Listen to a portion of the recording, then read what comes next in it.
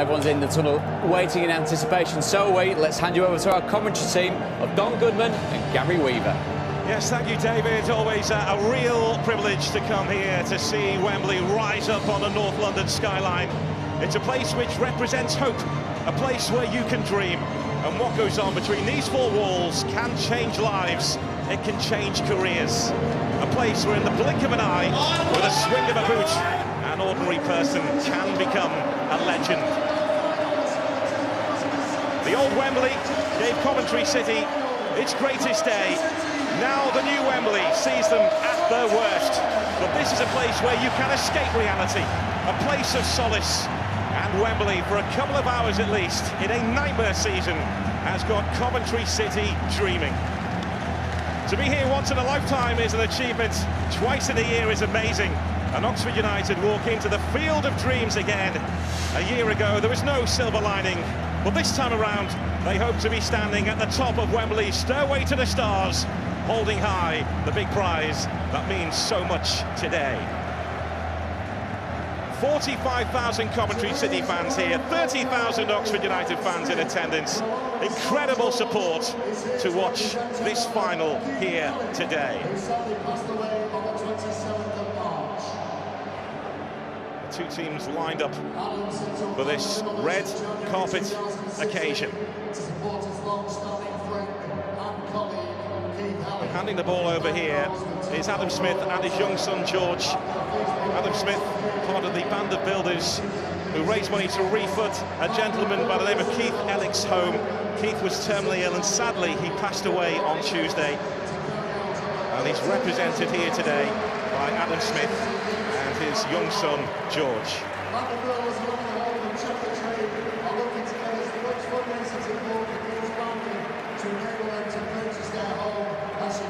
Presentation party coming out to meet the two teams here, led by the chairman of the EFL, Ian Lenigan, Gavin Dutton, also there, the managing director of Checkatrade, and also Mark Vosper, a fundraiser for Prostate Cancer UK. Don't you being in this kind of situation just before big finals, playoff final, of course, amongst them for yourself? What's going through your mind here? I think you're just ready to get on with it, really. The truth be told, you go through the pleasantries with the dignitaries, but really you're trying to focus on the job in hand. And the job in hand, of course, for each and every one of them is to win this game, because, you know, like you say, it's not very often that these players will get the opportunity to play in such a prestigious cup final, and they will not want to have any regrets at the end of this game. Well, two of this Coventry starting 11 have been here before, in Jordan Turnbull, who lost the playoff final with Swindon, Kyle Reid, who's been a winner and a loser at Wembley with Bradford City. 5 of the Oxford starting 11 have played at here before, but it's such a different environment when you walk out here. These towering stands, this wonderful atmosphere. It's a coliseum. And Coventry City and Oxford hoping to walk away with the trophy, the victory here today. Coventry's first time back here in 30 years. Oxford getting used to it. Second time in 12 months. We will have the national anthem ahead of kick-off here, which will be sung by Natalie Rushdie. For the national anthem, led by Natalie Rushdie.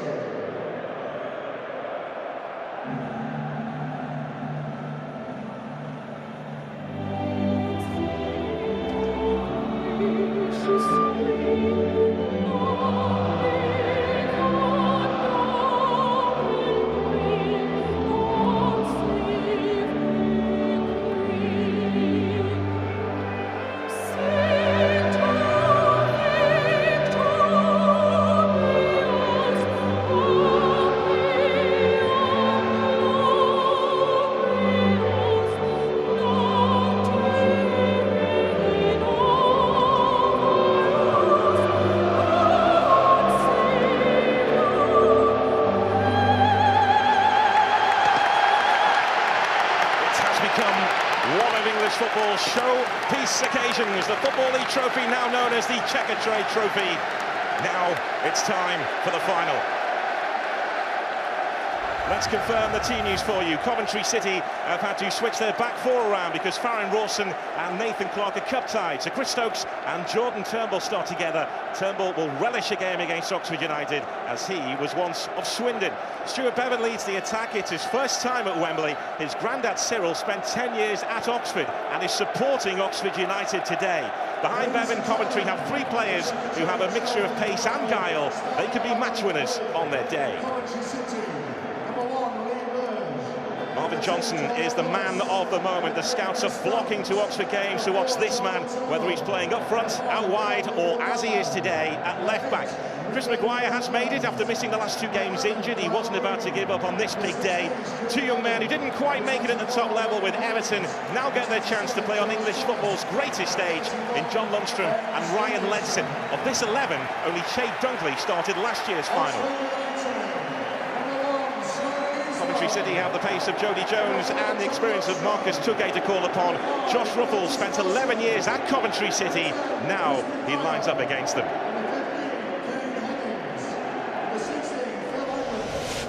Two cities have descended on Wembley. World football's most famous stadium is the stage. Time for Coventry City and Oxford United to make memories to last a lifetime. It's live next.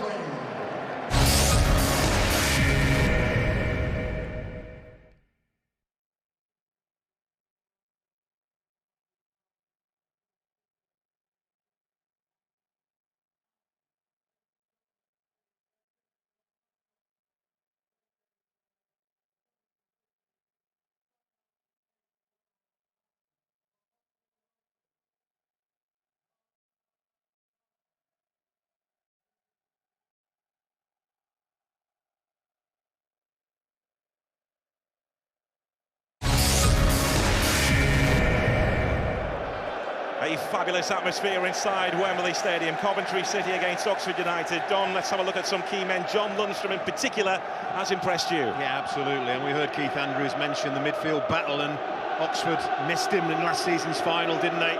And they'll be thrilled that he's back because he's a real key ingredient to how they want to play, and he is one of the players that really make Oxford United tick.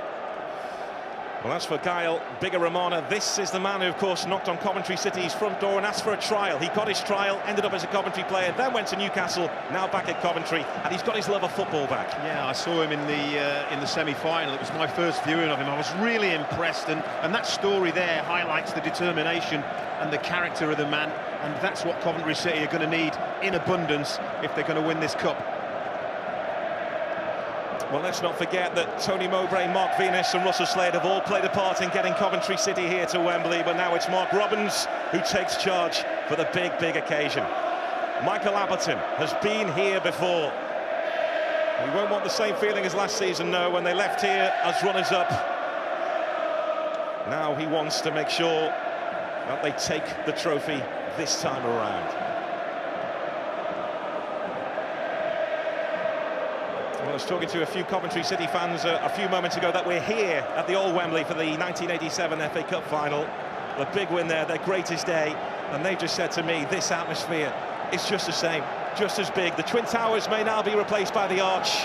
Stadium's different, Coventry's changed a lot, but the atmosphere is the same. Well, that day will stay with those people forever, and there'll be many, many new Coventry City supporters experiencing Wembley for the first time today. And they will be praying that this group of players can give them that cherished memory at Wembley.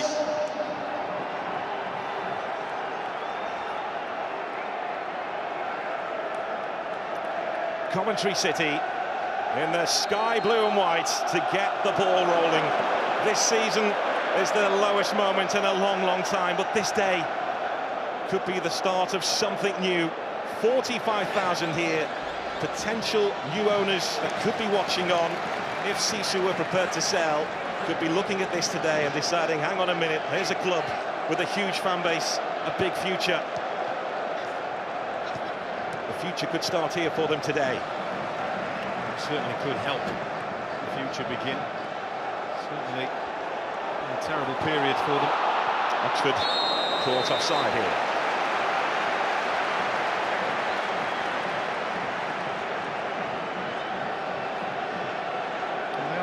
clubs. I mean, there are several, aren't they, in recent times where they've had to take a few steps back, if you like, to try and come forward stronger. An inspiration for Coventry could be the likes of Burnley and Swansea and Bournemouth, all currently Premier League teams, but all at some point in recent times have been playing a football in League Two, and that's where inevitably Coventry City will be next season. So sometimes it's a case of taking a step or two back to hopefully come forward stronger.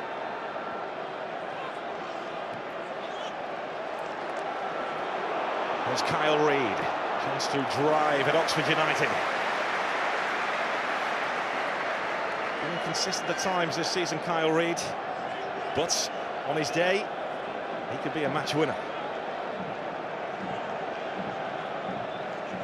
Ryan Haynes with the throw, smashed away by Phil Edwards.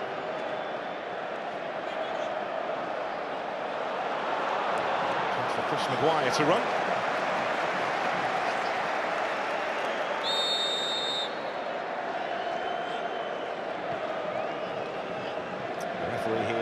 Chris Sargentson.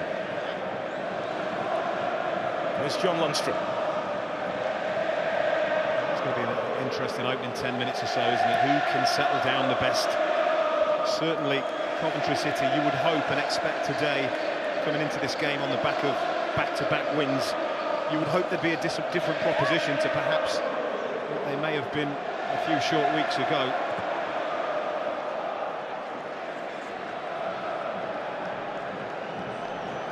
Oxford United are having another season to remember. Their first time back in the third tier of English football in 16 years. They're just out of the playoff picture at the moment, but still mathematically have a chance of doing it. They're playing a brand of football which is admired by all. Front foot, aggressive football under a manager who also is admired by most. Done a magnificent job, hasn't he, Michael Appleton? And of course, we're looking at the fairy tale of Coventry winning the cup. Oxford United were last season's losing finalists. So there's a story, there's a nice story to be had here, whichever way this goes for the neutral.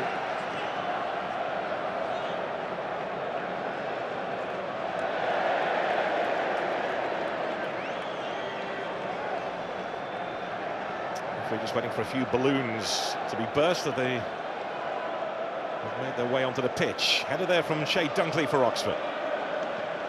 That's Curtis Nelson, a loser here at Wembley in the playoff final with Plymouth Argyle last season. Kyle Reid, challenged by Phil Edwards. Yeah, and that's what Phil Edwards is going to have to do, not allow Kyle Reid to turn and run it in with the ball. He'd much rather keep Kyle Reid facing his own goal. Just letting the winger know he's around there. Ryan Haynes looking for Reid again.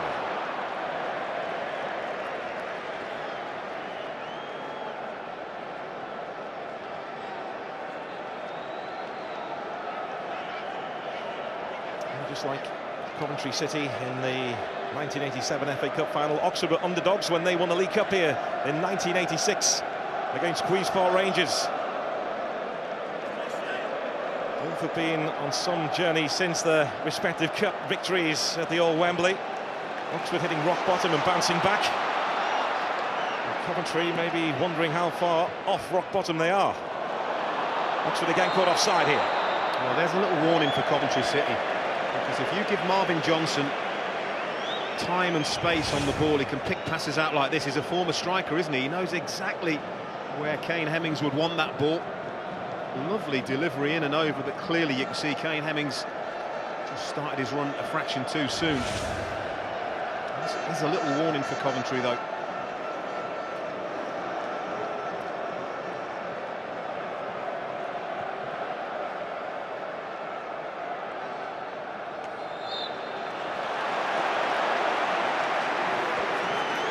Foul there by Curtis Nelson. Coventry City with an opportunity to load the Oxford penalty area. They didn't look an awful lot in that. Stuart Bevan, the experience, just backs in there, look. There's a real pest to try and deal with, Stuart Bevan. He will buzz around that Oxford back line here today. He is one of the few with vast experience, isn't he, in the Coventry City ranks.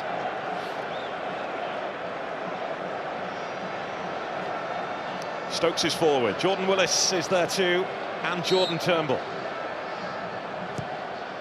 Indian in swinger. And fired in by Bigger Romana.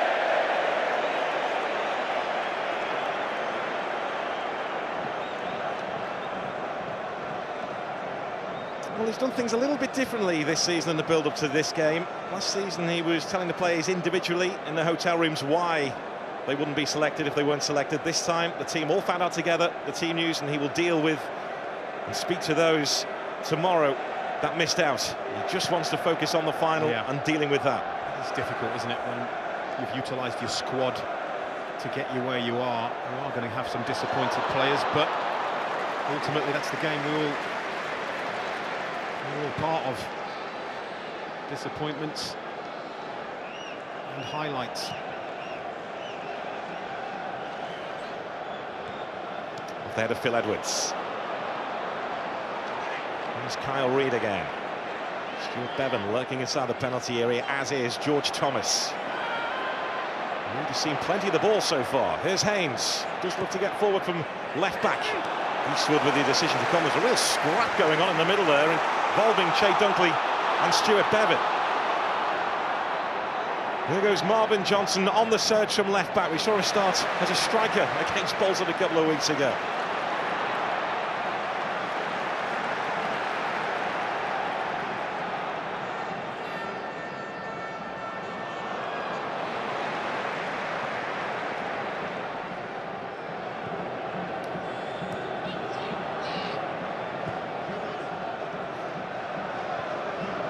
Good from Coventry, just keep the ball for a period. Just settle the nerves a little bit.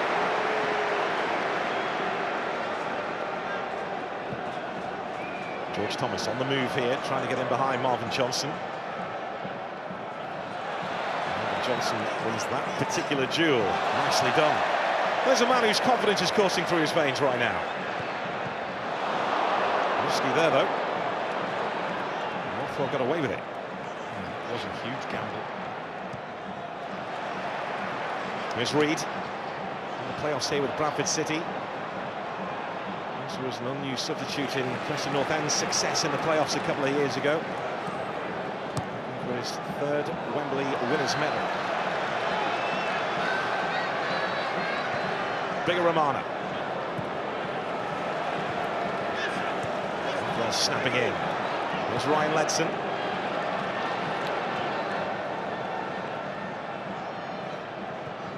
Phil Edwards.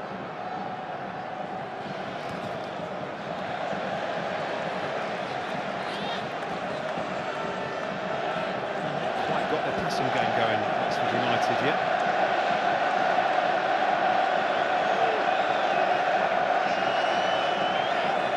The only team that like to attack wherever they go.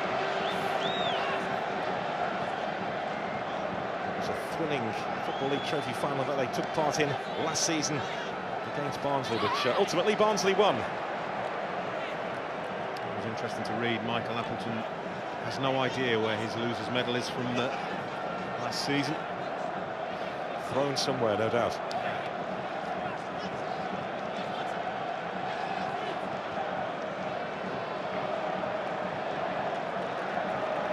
There goes Marvin Johnson, the 26-year-old, right in the headlines right now, and a decent ball in, more than decent ball in, trying to pick out Hemmings, but that's what Johnson can provide from that left-back position. You can already see that this fella's going to be a key player this afternoon, as he loves to get forward, as you'd expect. Good delivery. The shame for Oxford is that only really Kane Hemmings looking to get on the end of that cross. Perhaps he needs a bit of help and a bit of assistance.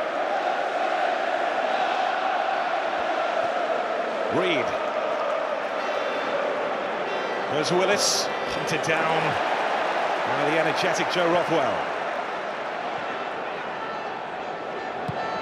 Forward by Stokes.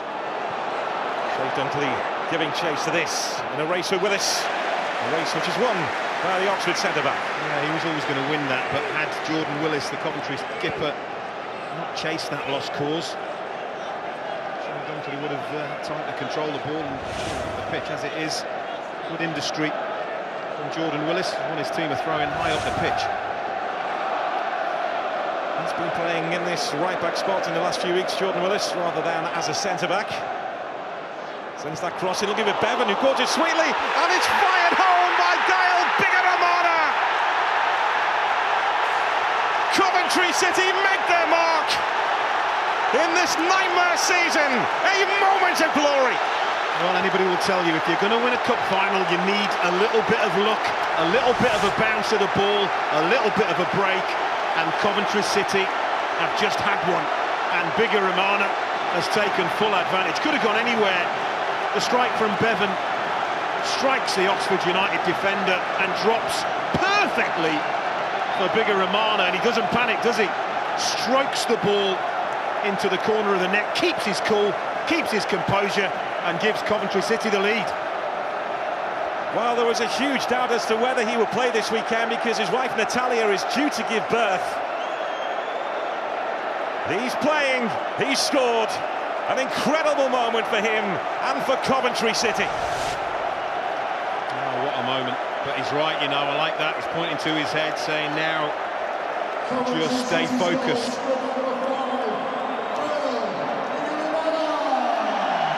Well, the flowers being dealt with here at Wembley that have been thrown onto the pitch by the celebrating Coventry City fans. But Coventry, rock bottom of League One, 13 points from safety, are ahead at Wembley. I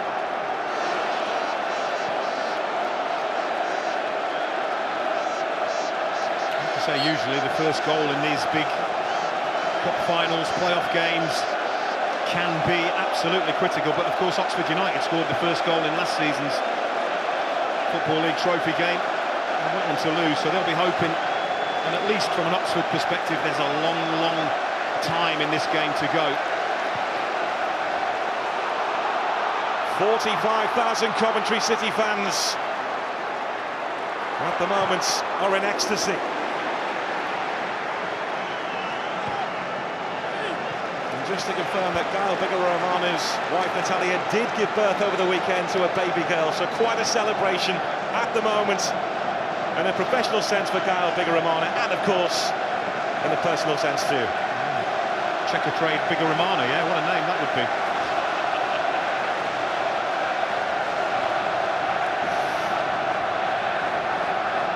Oxford have to clear their heads here.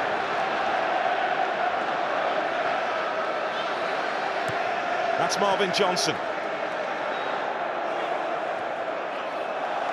Ball has gone out of play. It will be a corner kick for Oxford United. Yeah, and they've got history of conceding the first goal in games and showing character and strength and grinding out results, so this game is far from over. Chris Maguire standing over this, looking at his targets. Great delivery as well, and hooked away brilliantly by Jordan Turnbull. Well, that was a goal-saving clearance, there is no doubt about that. Wonderful defending. Just for a second you felt he got the wrong side of his man. There's Lundstrom. Maguire. Ryan Ledson trying to pick out Kane Hemmings. Oxford responding to falling behind here. Oh, what a clearance this is. Goal saving. It's the wrong side of his man. It's Nelson that is going to get his head on that. Stretches out a real long boot and clears the danger. That is wonderful defending. And they will have more to do here. And it goes from Maguire. Another good delivery. And Hemmings was in the mix. Likewise, Curtis Nelson. Yeah, I think it was the same duo, wasn't it? This time, Turnbull, whilst he can't make the clearance, he does just enough. Puts Nelson under pressure, doesn't allow his opposition to get a free header. I mean, he's got a fistful of his shirt there, and that is a dangerous game, I have to say.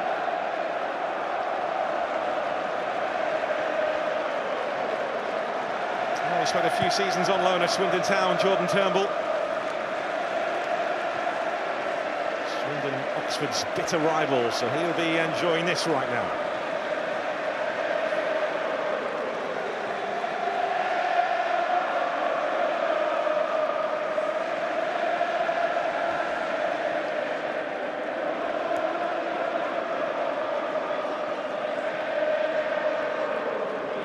There's Ryan Ledson. Turnbull. This now is Kyle Reid. Really trying to get the better of Phil Edwards. He's given Edwards a slip here, and then was taken out. Ryan Ledson leaves his calling card and hopes to avoid a yellow card here.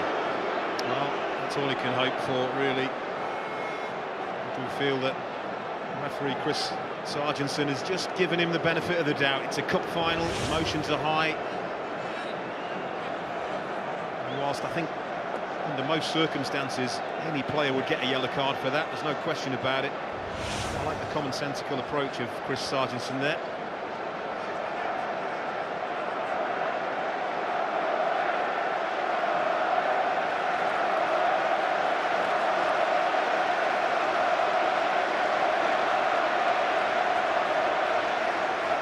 Jordan Willis lurking on this side of the penalty area.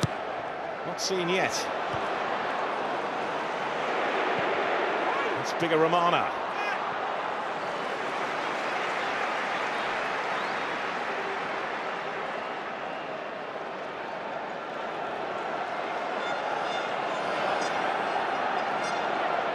There goes John Lundstrom. Rob Hall closed down quickly and too aggressively by Kyle Reid. And you hope it'll be just a ticking off, because standards have certainly been set. Just a fraction late there. He's a player, isn't he, Rob Hall, that can be a real influence on this Oxford United team. Kyle Reid probably aware of that. Another set piece for Coventry to try and defend. Hall standing over it. Chris Maguire, of course, is also there. Looks like Hall is taking charge of it, though.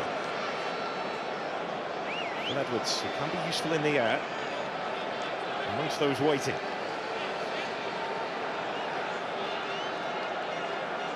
Referee with his work cut out to keep an eye on the battles there. There goes from Hall. Easily dealt with. There's Maguire. Kyle Reid. Manages to get Coventry up the pitch. Now bigger Romana. What Coventry won't want to do is just drop too deep here and allow Oxford United to come onto them.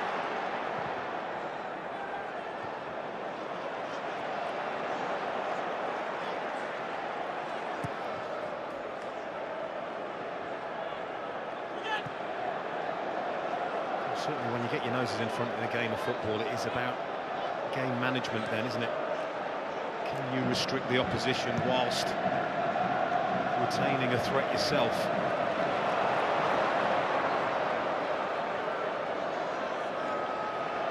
There's Marvin Johnson. Oxford looking to play themselves out of a tight spot. That's what they do. Maguire chasing after this. Just nudging into the back there of Stokes to make it awkward for him.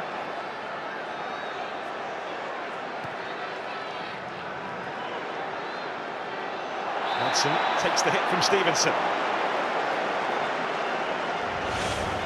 Just drew the young man in there, didn't he? Hudson, clumsy challenge.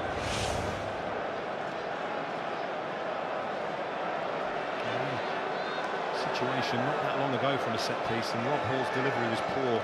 Must get good delivery when you get these opportunities.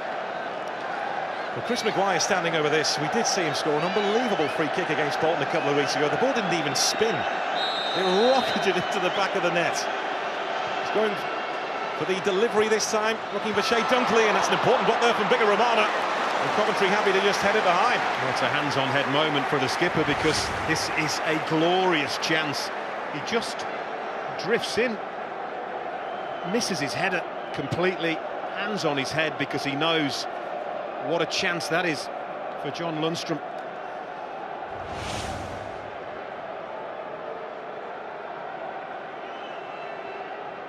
Want to go short to Maguire. They do like to work this way, Oxford United. Coventry labouring to clear, but they get the job done. More often than not, we do see two players at the corners for Oxford. Referee is way play on. Coventry with a man down.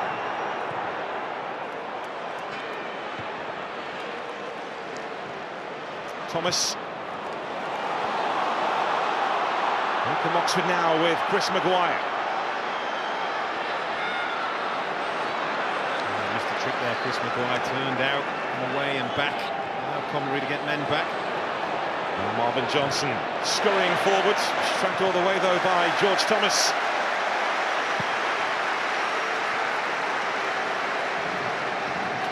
Oxford United have responded extremely well, haven't they, to going a goal behind, as you'd expect actually. Didn't really settle in the first 10 minutes with their passing game, but certainly asking Coventry City one or two questions now.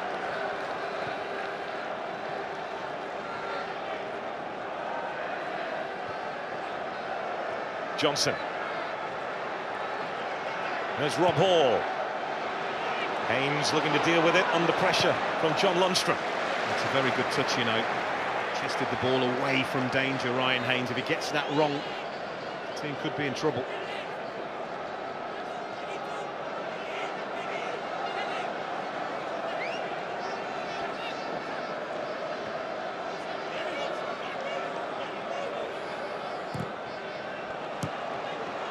Haynes again with the answer. There's Curtis Nelson.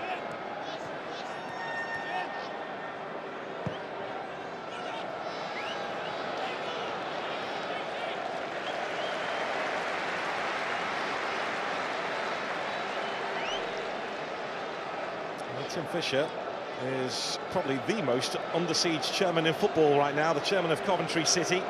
Coventry owned by a London hedge fund, Sisu.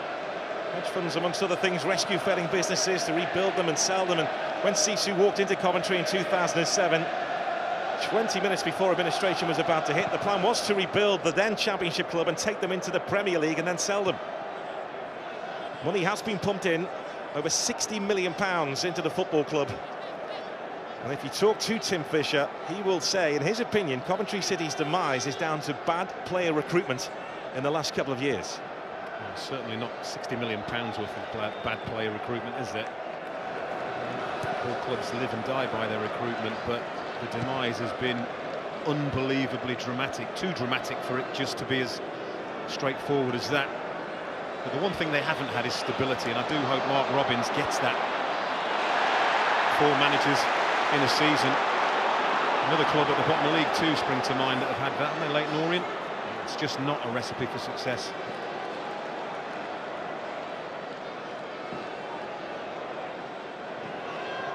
There's only one club I can think of where changing the manager so often worked in recent times. Yeah. Watford. Yep. Oxford on the front foot here. Haynes with the block. Another Oxford corner. The pressure beginning to build. Yeah, it is. And Coventry really have to stand firm here. Big 5 or 10 minutes.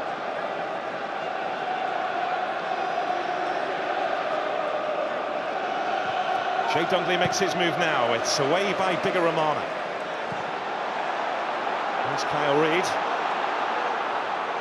Reid looks in the mood this afternoon.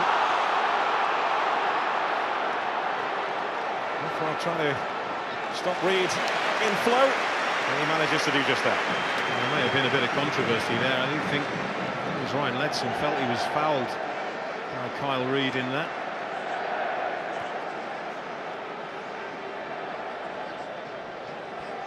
Returned from England under-20 duty, Ryan Ledson has been nominated for the EFL Young Player of the Year. We'll find out if he's won that at the awards next week.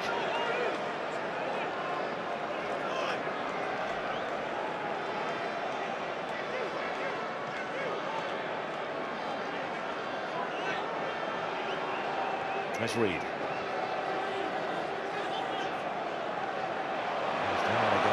The referee playing the advantage. He's been a massive influence, hasn't he, Kyle Reid, in this game. Oxford again trying to play themselves out of trouble, but Coventry surround them. Bigger Romana. Just about enough on that for Stokes. Too much on that for Thomas. At least it's a couple of minutes spent away from their own goal, because they were coming under massive pressure, Coventry City.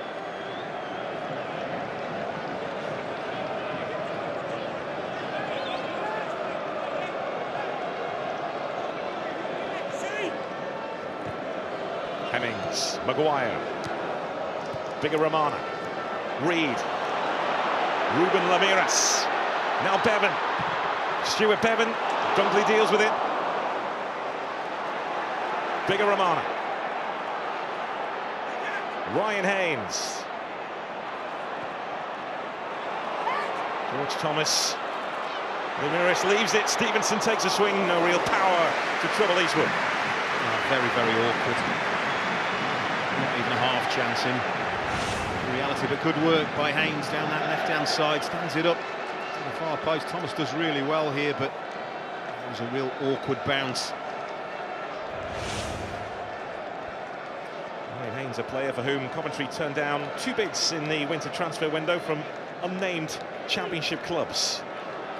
Coventry, of course, building a reputation for producing young talent, bringing them through and having to sell them on. Of course, Oxford United lost quite a few players, didn't they? Michael Appleton, I know that's the situation that he finds himself in. Maybe a little bit fearful that he may lose 1 or 2 more in the summer as well.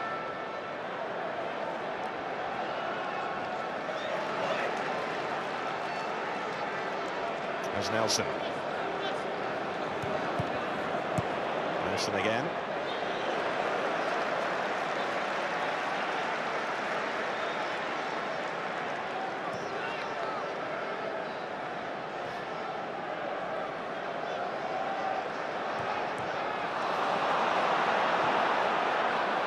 Kane Hemmings, nice take. Had to be pulled back. Not really happy with it. This is Rob Hall. Now Maguire.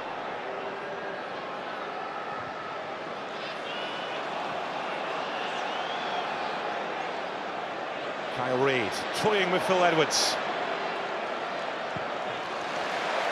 Yeah, he did really well there, Phil Edwards. He didn't commit. Kyle Reid wanted him to commit so he could get a goal kick. And the right back was having none of it. Well, he had unfinished business at Coventry. Left after 5 months 4 years ago when offered the manager's job at Huddersfield. Mark Robbins didn't get the assurances he wanted at the time about Coventry's future, so he left. And now he's back. He's being told he will get what he wants, budget permitting, to rebuild the club.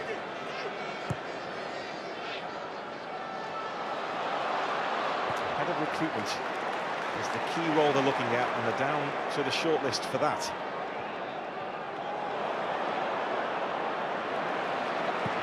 Stevenson.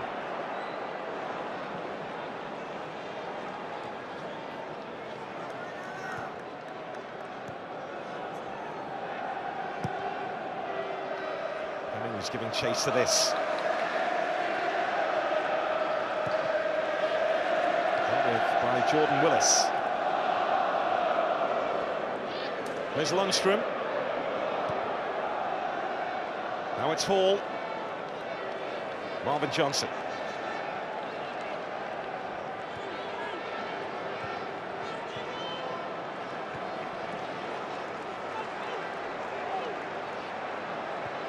Edwards. There's Marvin Johnson again. He's looking for Rothwell to make the offer ahead of him. Rothwell eventually goes, but maybe a little bit too late there for Marvin Johnson, who's done well to protect the ball. Ryan Ledson. Holding a good shape though, Coventry, making it difficult for Oxford.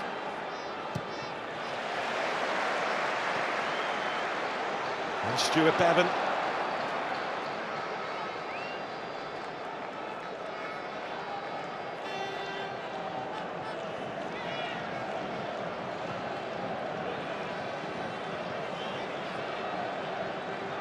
Edwards. The shape, that is something that Mark Robbins constantly works on. The shape of the team in training, he always has done. Most coaches now up and down the country spend a massive amount of time in a training week working on a team's shape, particularly when they're out without the ball. Oxford with the ball, Coventry with the lead. And Hemmings was after that. A question asked to the referee. It will be a corner. Yeah, there was a little touch on that, I think, from Lee Burge as Lundstrom plays that forward. I didn't for a second think it was a penalty. Nothing in that for me. But then, where's the touch? Is there a touch from Coventry? Or is that a cheap corner? It's very hard to see. Goalkeeper? Faintest. It's very hard to see, really. Oxford with the corner. It was Bigger-Romana who took charge there for Coventry City. Oxford coming at Coventry again, though.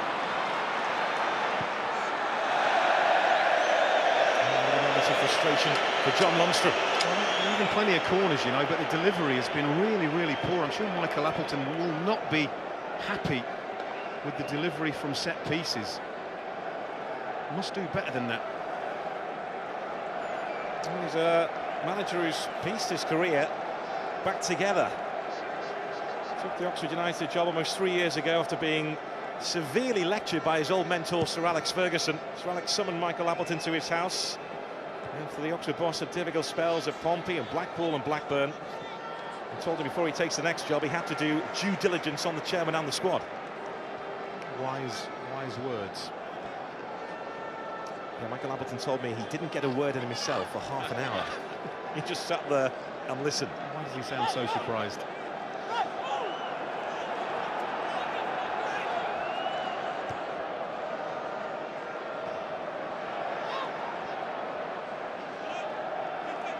We haven't really seen Coventry for quite some time as an attacking force, but the flip side of that is Lee Burge in the Coventry City goal. I can't remember him having a save to make, and we are over half an hour into this game.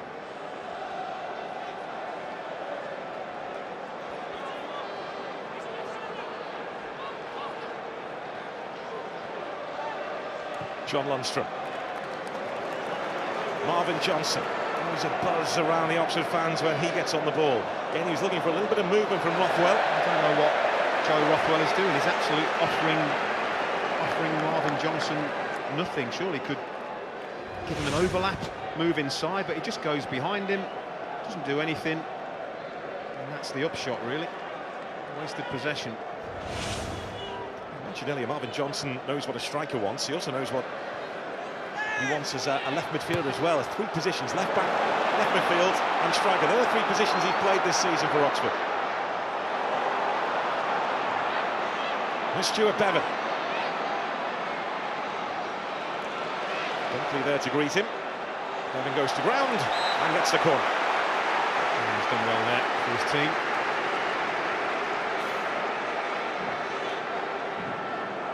Oxford have had all these corners. I think this may be Coventry's first. Can they get a better quality delivery than Oxford have managed?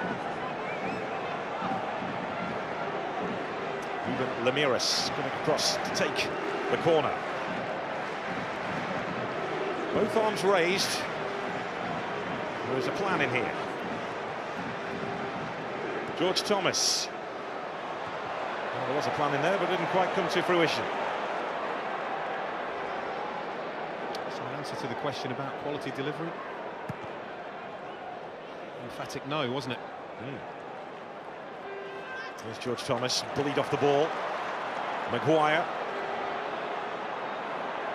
Moving the charge up the field for Oxford United. This is Phil Edwards.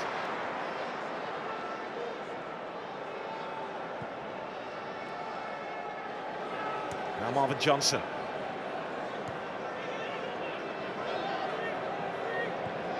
Lundstrom.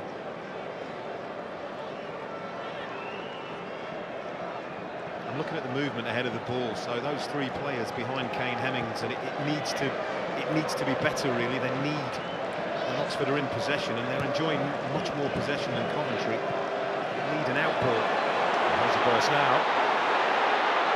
Haynes with that challenge, but it's crept through here to Phil Edwards. Now Maguire. This is Johnson. Marvin Johnson, it took a nick and ends up on the roof. Certainly had Lee Burge backpedaling quickly. I'm not sure it did take a nick, did it? It was just a slight miscue. Doesn't wrap his foot around it quite enough. He's the shining light, isn't he, in the Oxford team, the left back. Looks dangerous. Yeah, played a big part in the destruction of Bury on Tuesday night. Scored some outrageous goals this season too, Marvin Johnson. And the scouts are flocking to watch him. Aston Villa and Birmingham City amongst them, and he is from the West Midlands, Marvin Johnson. 26 years of age. Did the non-league circuit for a while and thought about another career. This is Hemmings. John Lundstrom couldn't quite bring the ball under his spell. Yeah, it wasn't easy, he was sprinting at full pace.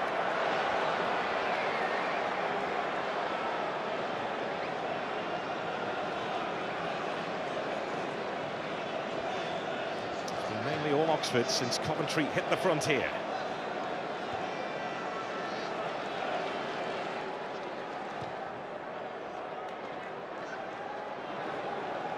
Jordan Willis, another who's come through the Coventry City Academy. Bigger Rahman.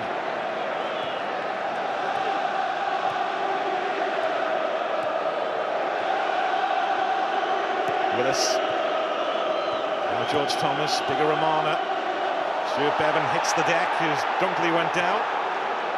Well, I have to say, I thought Jay Dunkley slipped and took Stuart Bevan out under the nose of the assistant referee.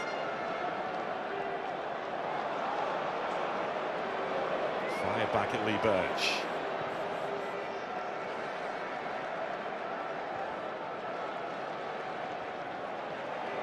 Here's bigger Ramana. Kyle Reid running into Phil Edwards. That challenge there by bigger Ramana, the referee right on the scene.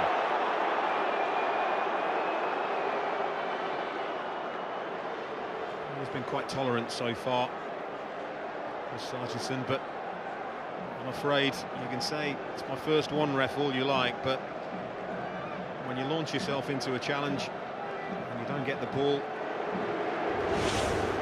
you can expect to see a yellow card. I mean, it's just more enthusiasm than anything. I'm not really sure there's a whole heap of contact, but there's an aggressive lunge, isn't there? And that's what costs him. Well, he's had the big say on this game so far.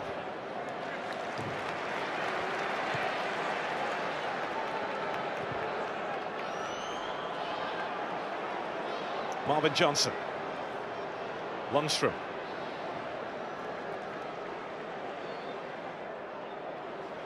Lundstrom again. He's in and around the Everton first team squad under David Moyes, John Lundstrom, but things changed when Roberto Martinez took charge.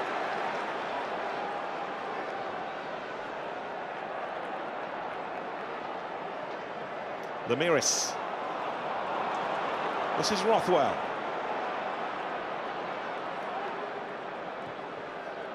See the work ethic there, Stuart Bevan hunting down the ball. Yeah. They've worked really, really hard, Coventry, in this first half.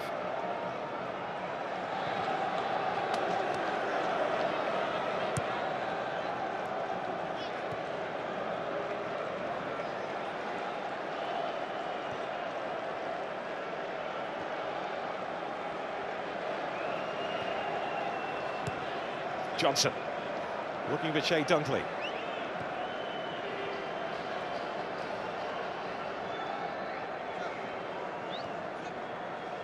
What will Michael Appleton want more of right now, Don? Well, I think it's the three lads behind Kane Hemmings. Needs more from all three of them in terms of the movement, because they're enjoying so much possession, but I'm looking at how they're affecting the game with their movement, and I'm not seeing as much as I should be.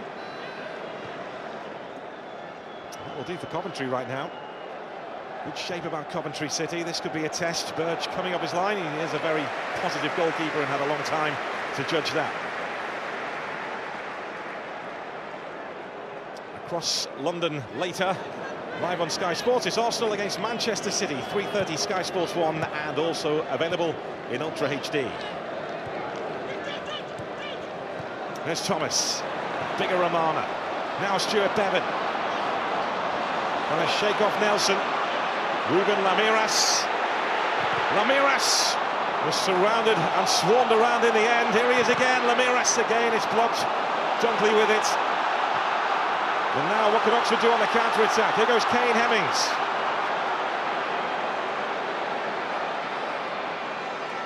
Marvin Johnson. Johnson's cross, and it was Hall who was lurking in the middle, but unable to direct it on target. That's another chance, and again, not surprisingly, it comes down this left-hand side. Marvin Johnson is the one trying to make things happen here for Oxford United. Constant source of danger, isn't he? He's beyond that near post, Rob Hall. It's a difficult execution, but the truth is he's nowhere near getting that on target. A year ago, he was wondering if he would play again, Rob Hall. He was out injured. Now here he is playing at Wembley. As I highlighted before, Oxford enjoying a lot of the ball, but Lee Burge in the Coventry City goal yet to have to make a save. Clearly that has to change. We'll be hoping they didn't use all their goals up this week in that win against Bury. Really impressive win at the Kassam Stadium on Tuesday night. The perfect send-off for this showpiece occasion.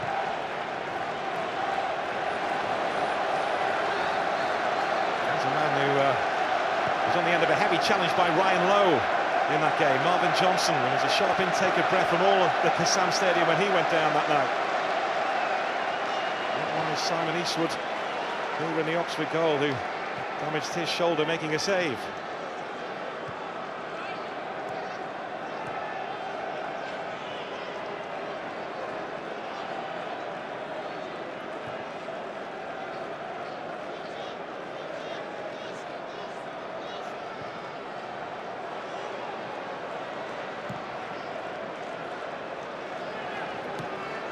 Marvin Johnson, more or less playing as a wing-back.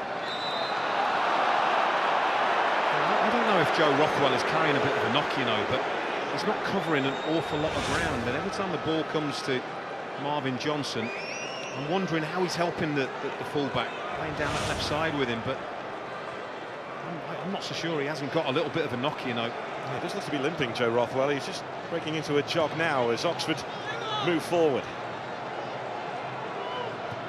Ledson trying to find that killer pass. It's a corner. I think he's got a bit of a problem. I've been waiting for him to make movements for every time Marvin Johnson has got on the ball. He hasn't moved too far. That would indicate he's injured. And it comes to nothing for Oxford United. It's been a first half of frustration for Chris Maguire and co so far. Coventry have come with a game plan and they've absolutely nailed it. Mark Robbins will be thrilled. Yes, they got a little bit of a lucky break, as sometimes you need to score a goal. Took full advantage of it, and they've really done a good job of protecting their goalkeeper, haven't they? Really restricted Oxford United's chances. Seems there was only one or two clubs that he would have come back into football for. Mark Robbins, Coventry City being right at the top of the list. Talking about potential and any prospective new owners. Look at 44,000 Coventry City fans here today. Massive potential, but it needs untapping.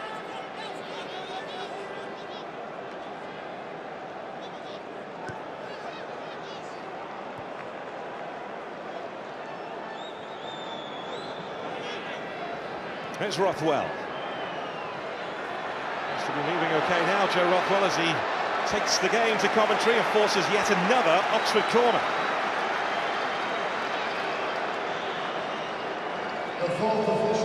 So one additional minute. Can Oxford make one of these count here?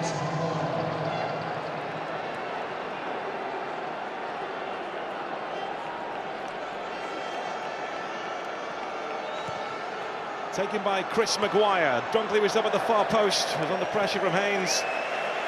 Yeah, young left-back has done really well not to allow Shea Dunkley a free header here. It's a better delivery to the far post, but yeah, just challenges him. That's enough to put him off.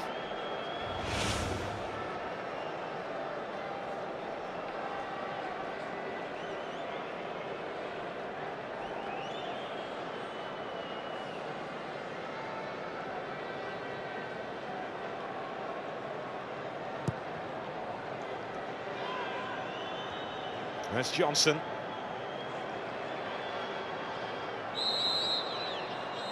Coventry City have got their feet under the Wembley table again.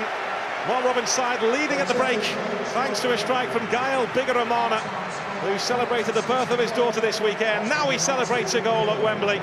And Coventry City lead Oxford United by 1-0. We've seen very little as an attacking force of Oxford, who haven't really troubled Lee Burge at all. They've seen plenty of the ball, but Coventry have the goal. They lead at the break by 1-0.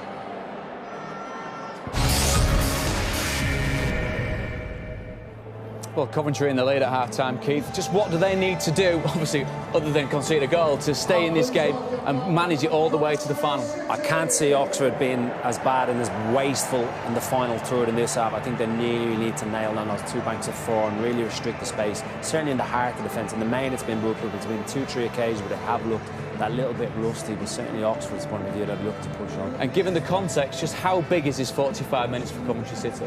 I think it would be huge, I really do. I think the overall picture, they're looking for those new owners, and if they can wrap this cup competition up, it will be fantastic achievement. And if we look at Oxford United, Gael Bigaramana, a wonderful first-half goal, coolly taken. Oxford United, what do they need to do second half to get back into it? Go back to Rob Hall, Chris Maguire. Hemmings has been a little bit wasteful in terms of the timing of his runs. I would bring Joe Scars on left back to enable Marvin Johnson to push up, and I think if they get comfortable possessions, the Coventry midfield has been so condensed that it is on for the big switch of play. I think Marvin Johnson could be utilised further forward. He's can't personified, isn't he, Michael Appleton? What do you think he's told his troops at half-time? Well, you're spot on. You've seen the dressing room with 2 different types of team talks. I think he wants more of the same in the first 2 tours, but certainly that final touch, and he knows his players are capable. It just hasn't happened today. Well, we're all set for the second half. Let's rejoin our commentary team, Don Goodman and Gary Weaver. Thank you, David. No changes at the break by either team. Oxford to get us underway in this second half, attacking the east end of the stadium where their fans are housed. And Michael Appleton will be looking for more of a cutting edge from his team. You always hear managers say, do not leave anything out there on the pitch on occasions such as these. Do not leave this stadium with any regrets. Oxford looking to respond. Coventry looking to hold what they have. And who knows, add to the scoreline here. They are rising to the occasion at Wembley again, 3 decades on from their most famous day. At the moment, Coventry City are creating memories to cherish once more. But Don, you'd imagine that Oxford will give Coventry a little bit more to think about in the second half. Well, you would think so. I mean, it must be difficult for coaches to try and get their point across while the game's taking place. Wembley is so vast, really. So Michael Appleton would have been relieved to get them in to the dressing room at half-time. He knows what his team are capable of, and they didn't show enough in an attacking sense in that first half, and he will expect better.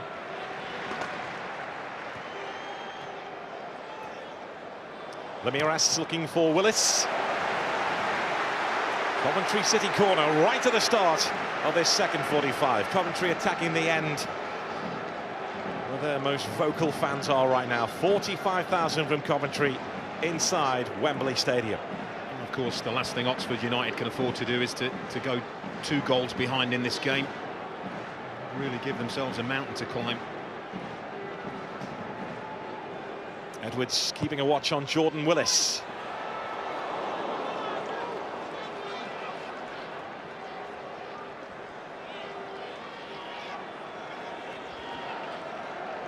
When Coventry did win the FA Cup here back in 1987, there was a newspaper article which said 11 unknowns against 11 international stars when they took on Tottenham, and the article read that only the Coventry's family and friends would know the players. That article was pinned to the dressing room wall at Wembley and provided motivation to the men who became legends.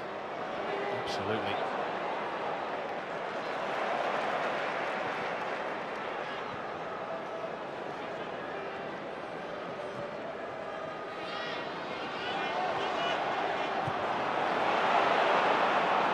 Haynes stepping in. That's Ledson.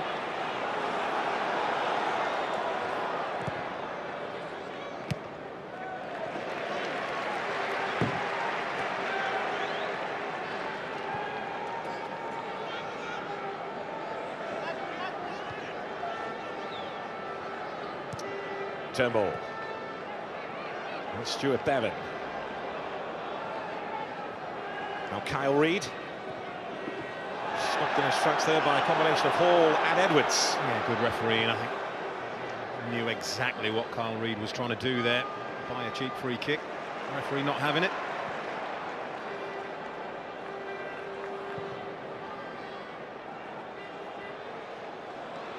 Lemiras beaten to it by Dunkley.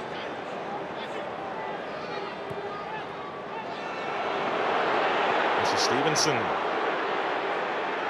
Lemiras again. The first time we've seen an effort at goal blocked by Dunkley. This is Hemmings.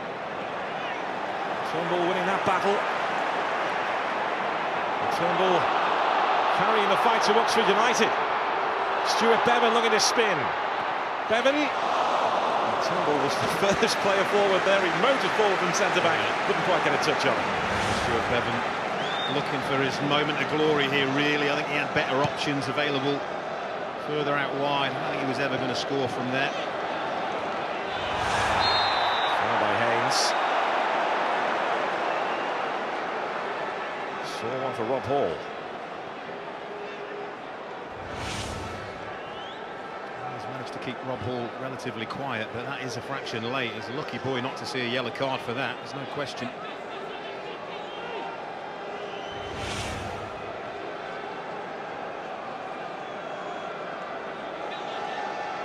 Sargentson has shown just a one yellow card so far, which came the way of Gael Bigaramana. Hall with that cross. That's Turnbull. Now George Thomas, scorer in the semi-final win against Wycombe.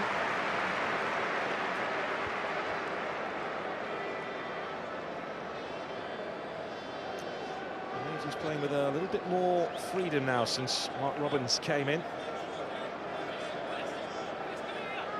They seem much more organised, don't they? Like we said, going into this game, I mean, confidence boost of back-to-back wins for Coventry. It's there for all to see. Yeah, it's just held off the seemingly inevitable, for now, the relegation to League Two. As I said at the start of the piece, this today a chance to just suspend reality. Bigaramana. Thomas has made the offer, and Thomas is onside here. George Thomas forced a little wide. He had Dunkley hunting him down. Well, Shea Dunkley is a very lucky boy. He had absolutely no idea that George Thomas was running off the back of him, so he lets that ball go. He doesn't react until Thomas is in, but angle was always against the young man. He never really had the ball under control. Certainly never really threatened the goal, but they've got the consolation of a corner here, Coventry. And there's Thomas, who's picked himself up and will launch that set piece inside the Oxford penalty area. Over the top from Kyle Reid.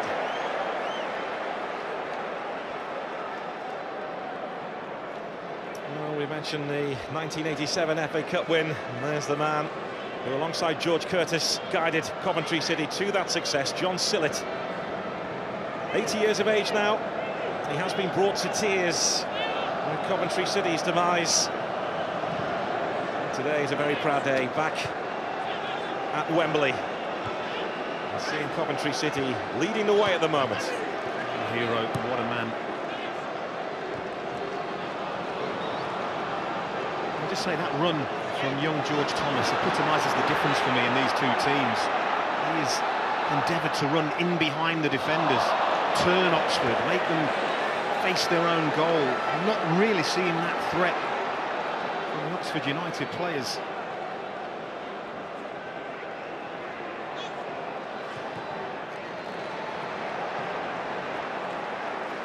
Stevenson. Forward by Willis. Shea Dunkley. Bevan breathing down his neck, and Oxford not looking comfortable at all here. He certainly could have done with information. He had so much time. He's not really under any pressure, and he's a good footballer, Shea Dunkley, but just panics. It's a very, very cheap corner. Well, they switched off here, and Coventry looking for a second, and Eastwood, I think, got a touch on that to keep out Thomas. Oxford looked to have switched off, and Coventry were almost in. And that would have been criminal, wouldn't it? Coventry managed to find the net. And George Thomas again sharp, hits the target, forces the save, and that's the difference between these two teams. You can see John Lundstrom, he'd taken his eye off the ball and was barking instructions to his teammates, and behind his back, Coventry were getting on with things.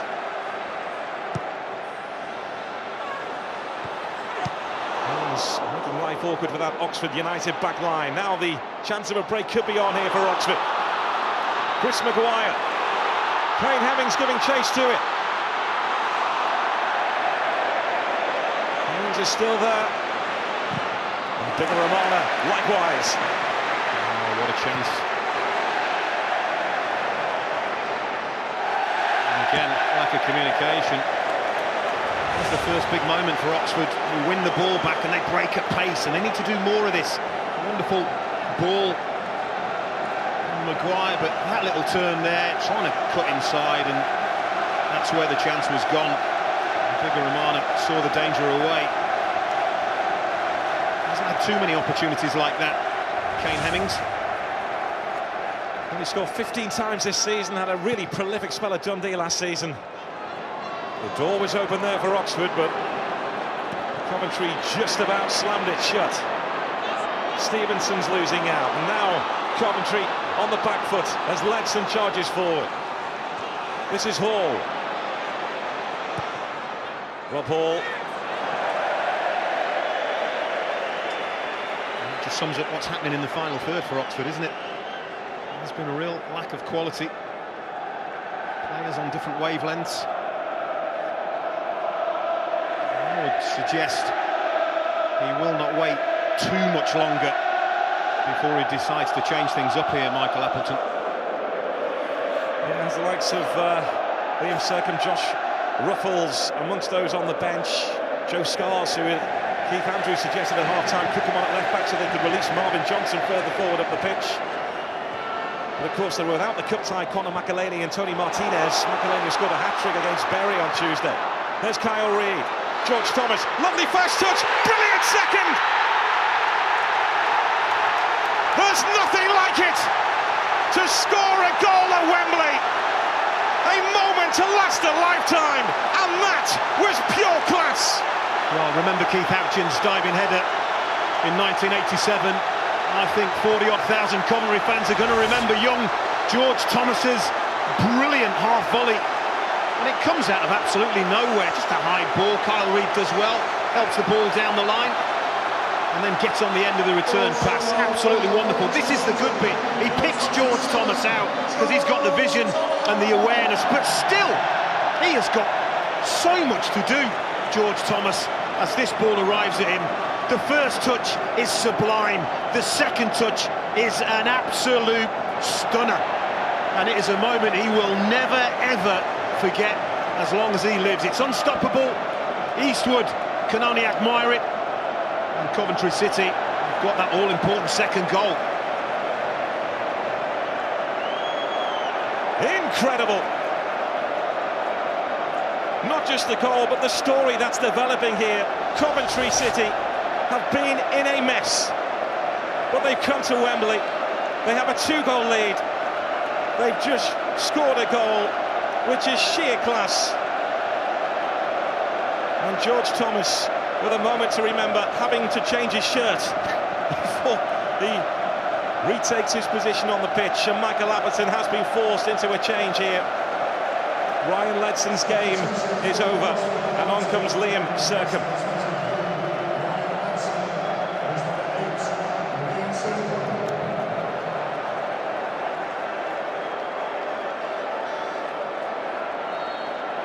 Well, this is a mountain to climb now for Oxford United.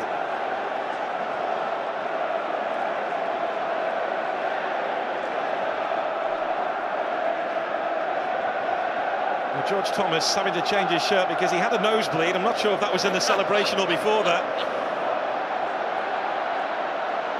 Blood on the shirt, he's had to change it. He is used to being that far forward, so it won't be because of that. No. You won't care. I mean, he's just had the most special moment that any footballer can have.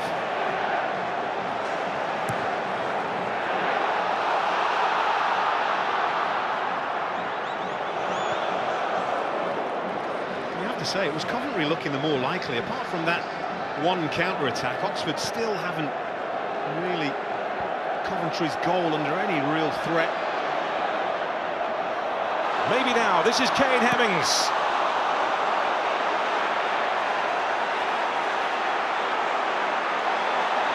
Circum immediately involved, trying to push Coventry City back here. Circum, a player who they thought this season had ended a few months ago because of injury.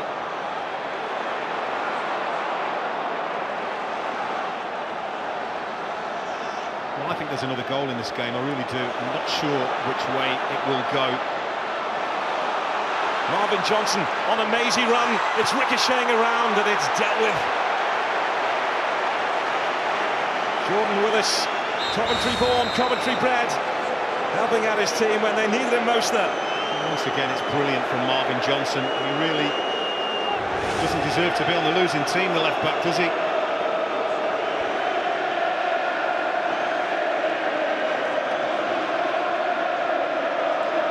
Well, Dion Kelly-Evans is being readied already to come on and possibly replace Jordan Willis here. Was a doubt for the game. It will be a straight swap at right back. Dion Kelly-Evans, who's small in size, big in heart, and he's a really aggressive defender as well. Look at that encouragement from his manager. He knows it's a big, big moment for the young man. It's a sad moment for Jordan Willis, not lasting the 90 minutes, but there's every chance he'll have the consolation of going up the stairs, or hobbling up the stairs, and lifting the checkatrade trophy. That'll do for him, I'm sure. Well, there are lifts here, as we found out earlier, though. There's a change then. Jordan Willis off. On comes Dion Kelly-Evans. 20 years of age. His brother Devon is also on the Coventry City books. Twin brother. Another who is Coventry born, representing the club of his city.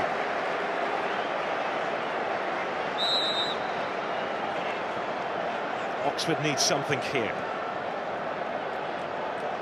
Just a spark to get them going at the moment. The most likely for them looks like being Marvin Johnson. Yeah, absolutely.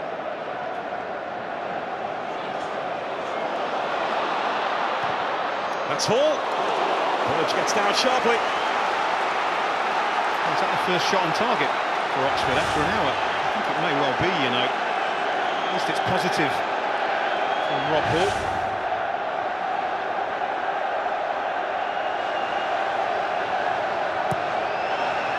Ball with the corner. Referee having a look at that. Challenge that was made by Stuart Bevan. Typically tigerish. I dare to suggest the next 10 minutes for Coventry absolutely massive. Must not let Oxford United back into this game. Nelson's throw. Burge gathers.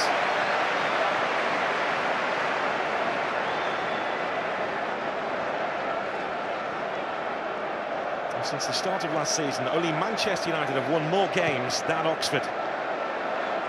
United with 61 victories from 108. Oxford have won 60. Promotion from League Two last season, getting to the final of this particular competition last season and this. And let's not forget, they are ahead of schedule where they are in League One right now, just off the playoff places. Absolutely, the club progressing, but that will not take away the pain of a cup final defeat, I'm afraid.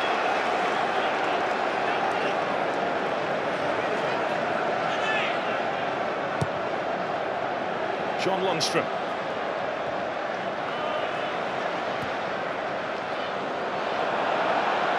Ruben Ramirez. Bevan ahead of it. George Thomas on the outside. Bevan goes the other way. Yeah, he went the wrong way. Option. Yeah, he went the wrong way. Just lost a little bit of composure here. Still got to realise there's at least half an hour left in this game.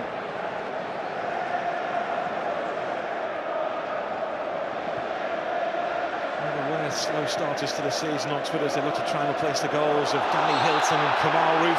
Callum O'Dowd also left the club as well.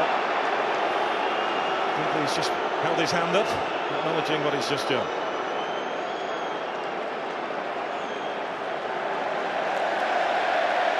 Card for the big Oxford centre-back. I think it's just the cynical nature, isn't it? Ramirez is away. Very, very cynical. Easy decision for the referee.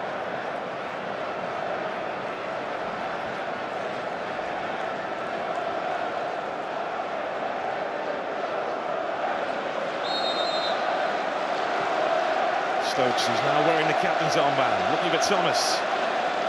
What a lovely touch from George Thomas to welcome that ball in. There's no stopping him right now, or is there? He's picked the cross out, no one at the far post for Coventry City. Excellent play from a man who is right on top of his game right now. Confidence absolutely sky high.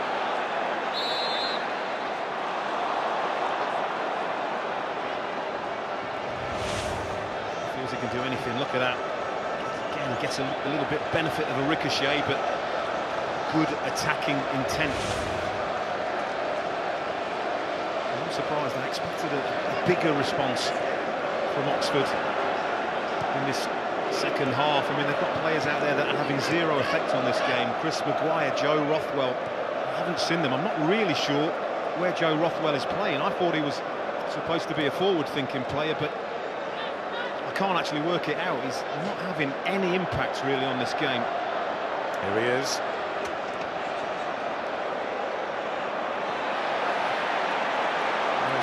Into a central midfield position since Ryan Ledson left the pitch by the looks of things. He did start out as a winger at Manchester United before being moved inside.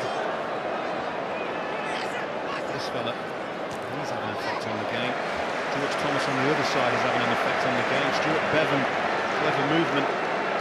Ramirez, all the forward-thinking players are having a positive impact for Coventry City, and that's the difference between these two teams here.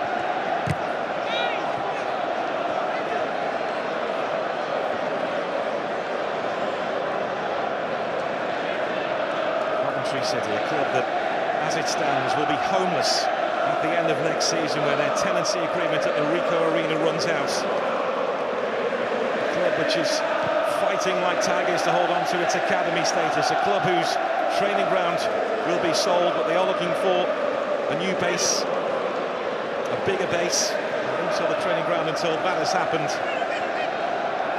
Off the pitch, it has been chaotic. On the pitch, today at Wembley, it is all coming together.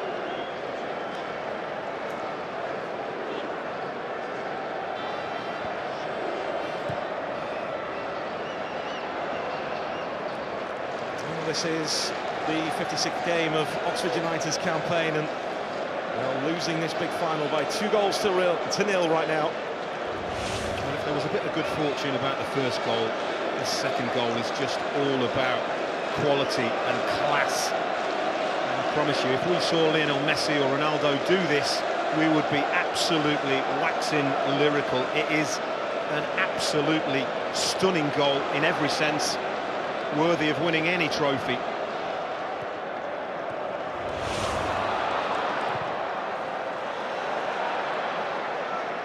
It's the 56th game of Oxford's season, and I know a couple of weeks ago Michael Appleton had just started holding back a little bit on training because he felt that the pace of the season was just beginning to affect his players. It's possible, plus maybe 1 or 2 of them have just frozen a little bit in this pressure cooker that is Wembley in a cup final.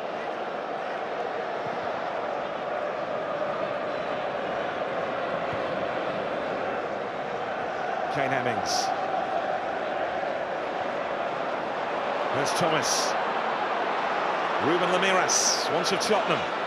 Kelly Evans on the outside. Here is Dion Kelly Evans. George Thomas was moving for it. Dunkley beat him to the punch. And again, real good, positive, attacking intent, but also knowing they've got the insurance policy of those behind them They're keeping a brilliant shape and playing with an awful lot of discipline.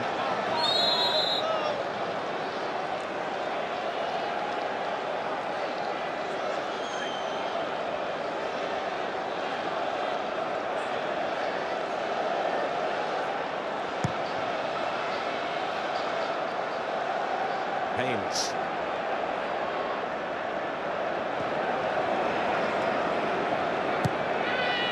Forward by Phil Edwards. Oxford caught offside.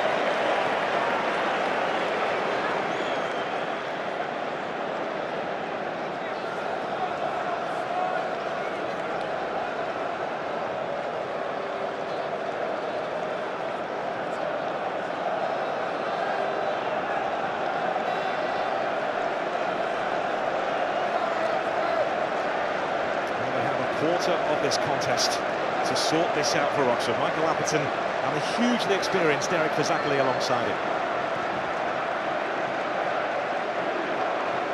Just takes one moment of brilliance from an Oxford player. Gets them right back in this cup final. Chris Turnbull. Bigger Romana, stolen away from him by John Lundstrom. Maguire cutted into by Dion Kelly-Evans. They say he's not one to hold back.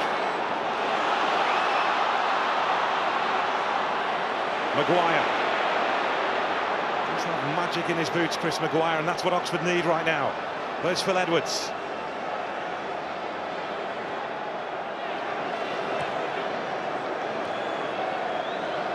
This is Hall.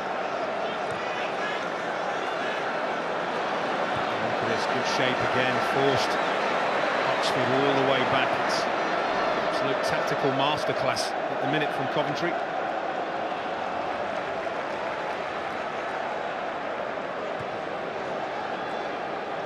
Hall. Turnbull right on his toes.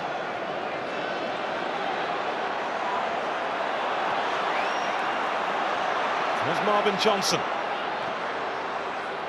Johnson's ball. Turnbull's there again. Rothwell looking to have a swing, then hits the deck. This now is Phil Edwards, says Liam Sercombe. The block again from Haynes that will take tackles and blocks like that to see this through for Coventry City. There's Kyle Reid. He's looking to run the full length of the Wembley pitch. Has he got the free kick? Referee says no. Well, it doesn't matter, but it's brilliant from him. It really is. He's just ran his team to the edge of their own penalty area, all the way up to the other end of the pitch.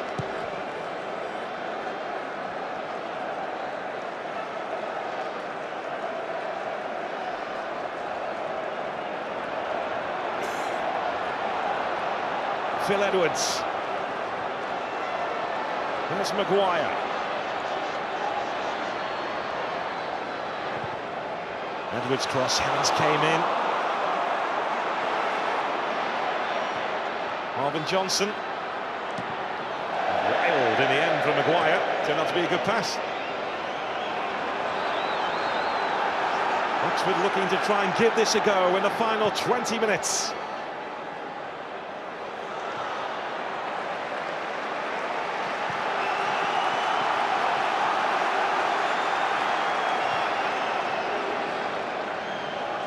Marvin Johnson.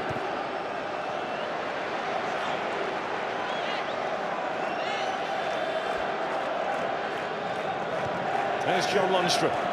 Marvin Johnson again. Coventry again with the answer.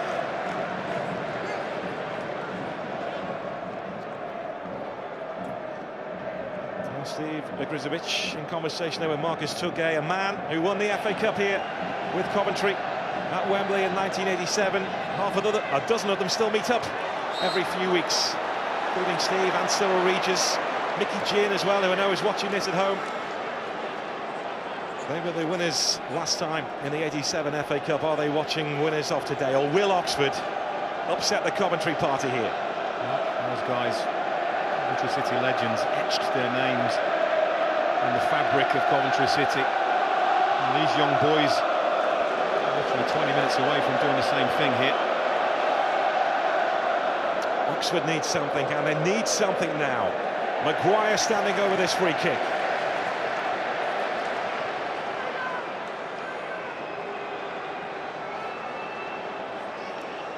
Well, happy with something in there. Now he's about to blow his whistle and let things continue. Maguire! Helped on his way by Birch. Good free kick. At last, a bit of quality delivery from Oxford, but Lee Burge is equal to it. And goalkeeper's starting position is excellent, and that's what allows him to make it's a comfortable save, really, in the end. Helps it on its way. Ball with the corner. Bigger Romana stooping low.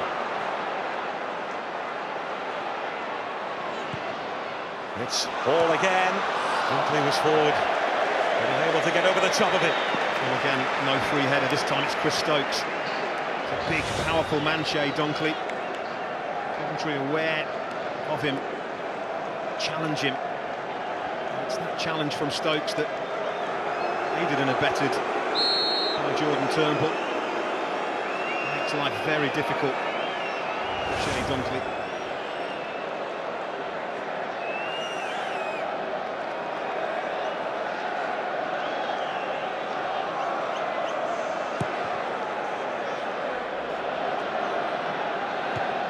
Nelson, not Stevenson.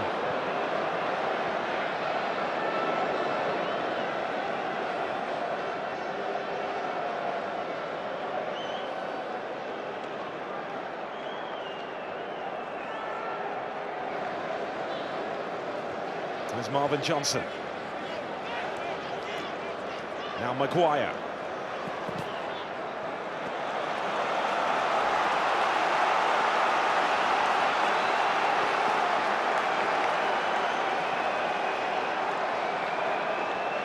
Fans roaring in hope here. Hope that they can change things, particularly when you dress like that. They need a hero, they do. Well, Circum fires that! Hope restored! Belief restored! And this final is not done yet! Well, did we say they needed a hero? He just found one. Very, very difficult for Lee Burge this in the goal. There are so many bodies between him and the ball. He can't possibly have a clear view, but technically it's brilliant from Circum. Not easy, this. And the way he keeps the ball down, adjusts his feet, fires it through. It goes through so many pairs of legs. Poor Lee Burge in the Coventry goal has no time to react. Liam Circum, a man whose season they thought was over just before winter hit. He has just given Oxford United an opportunity here.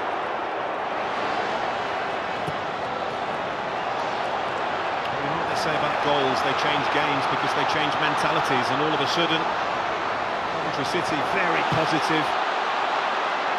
Oxford have something to go at now. Ramirez!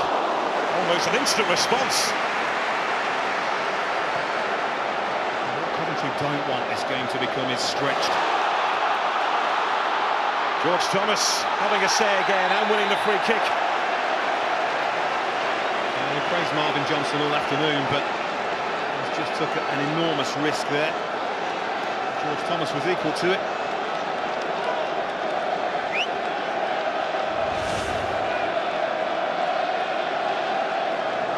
And then commits the foul. Liam Circum, the man to step up and strike for Oxford United and keep their hopes alive. That was the hardest thing for him to do, was to keep that ball down, and he did it absolutely brilliantly.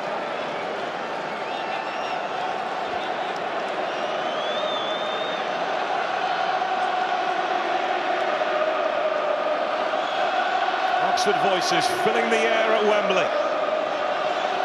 But it's Coventry on the attack with this free kick here.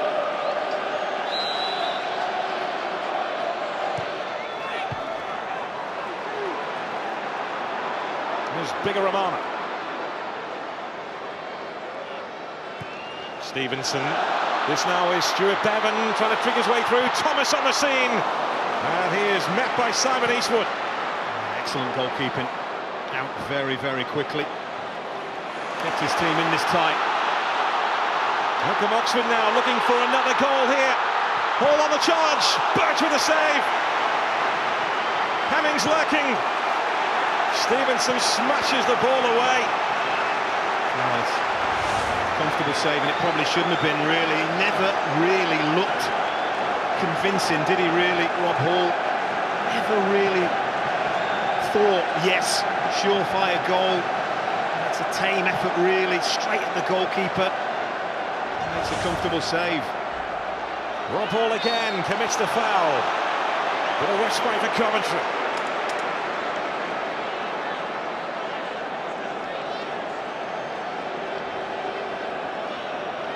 Well, he was the catalyst, and Hall has just had the chance to bring his team level, but technically, the way he adjusts his feet, the way he keeps that ball down, that's the reason he scores. Excellent technique. Big goal for him. Need another one.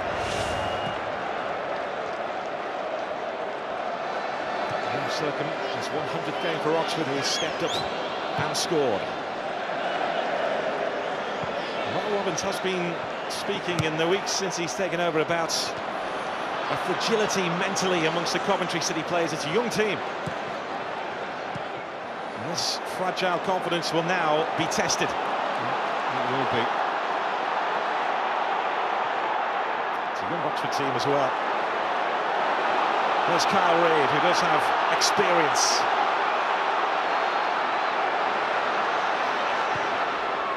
With the head of Devon, Dunkley meets it. There's Haynes. Dunkley. Stevenson. I thought was on the way to Brentford in the January transfer window. They do, at the moment, have to sell one player a season, Coventry City, to fill the financial hole. George Thomas, he's enjoying himself out there. 20-year-old who is revelling on the big stage here. Well, he's been yellow carded already, hasn't he? Romana, the referee gives him the benefit of the doubt here. Don't want to spoil it, do you? Showpiece by sending a player off, but he was scared, wasn't he? If ever a look said, please don't send me off, Please. that was it. That was it. Yeah. Gael Bigger Romano. 10 minutes to play. An absorbing cup final. The Checkatrade trophy is down to the final 10 minutes here. At the moment, it's Coventry City who will be getting their hands on it, but you just get the feeling that there might be another twist. I said at 2-0 that I felt there would be another goal in this game. I wasn't sure which way, but it's certainly set up a grand stand finish, which is not what you wanted if you're a Coventry City fan. Jody Jones is coming on, and he will replace George Thomas, who has lit up Wembley with a goal to remember, and at the moment, it's the match winner. A swing of a boot, which may just have made him a legend. Oh, it was more than just a swing of the boot. It was a touch of a boot, and then pure ecstasy, pure perfection. And he will never forget it, no matter what happens between now and the final whistle. He'll certainly enjoy it more if it's the winning goal.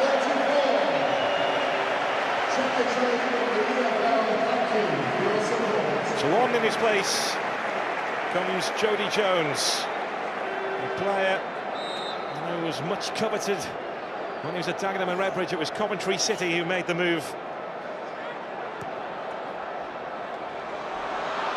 And he's on the pitch in this final. This is Kyle Reid, hunting down there from Maguire, and he's raced after the ball to try and get things going.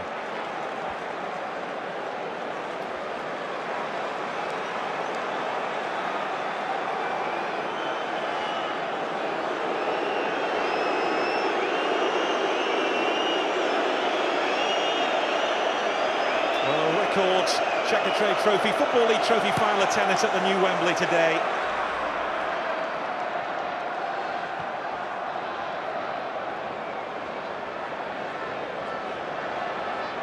And at the moment, the majority of them terms of Coventry City fans are enjoying it. 45,000 Coventry fans here.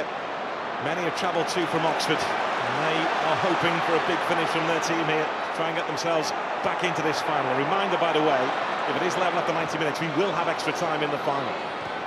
Another reminder for those watching around the world, this is our third tier. Staggering, isn't it? There's not another country in the world that will get a crowd like that for third tier football.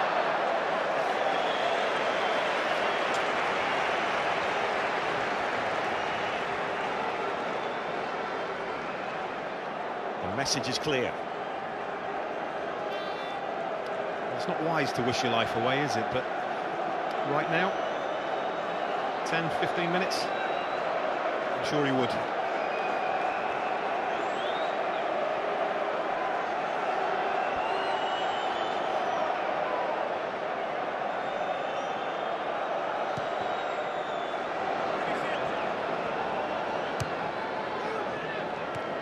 Stevenson.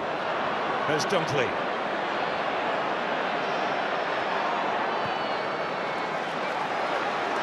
Nelson. Now Phil Edwards. Lundstrom.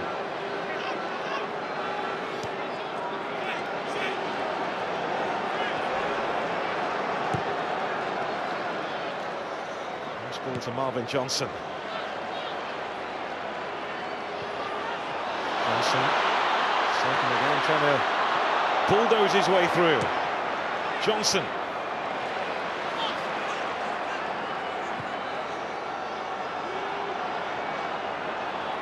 John Lundstrom.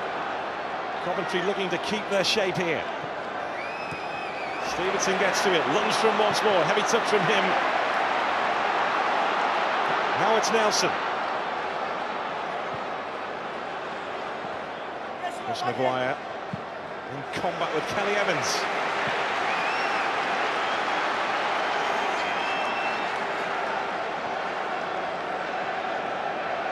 Well, we all love the game, don't we? But there are moments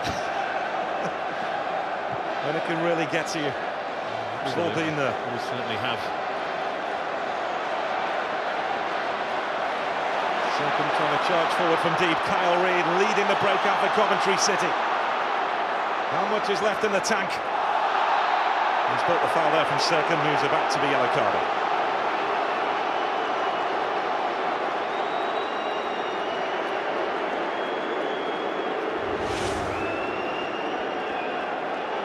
That's brilliant again, isn't it, from Kyle Reid? Again, carrying his team away from danger and drawing a foul, which just takes the pressure off his team.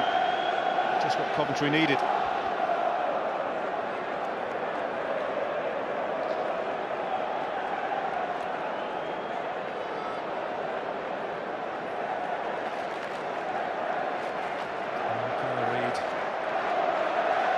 Treatment here. And Tim Fisher, the Coventry City chairman, is kind of the bridge between the club and the hedge fund owner Sisu. Coventry fans desperate to see the back of Sisu, but the hedge fund is making a profit, and while it's doing that, they won't sell, and they certainly won't sell at the moment with the club at rock bottom. They've invested tens of millions of pounds, which has taken them to a place that they never even thought of, which is close to the fourth tier. And they still put money in, and there's no one yet prepared to offer to buy the club for a price Sisu would even consider selling at. So that's the situation they're in off the pitch. In summary, a rather large mess is what you're saying, isn't it?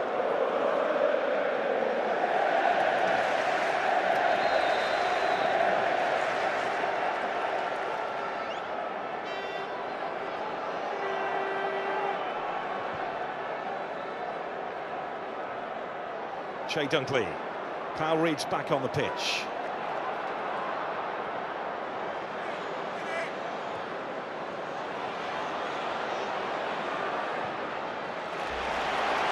And the message, of course, was Coventry fans no longer want Sisu as their owners, but as I mentioned, Sisu as a hedge fund are making money.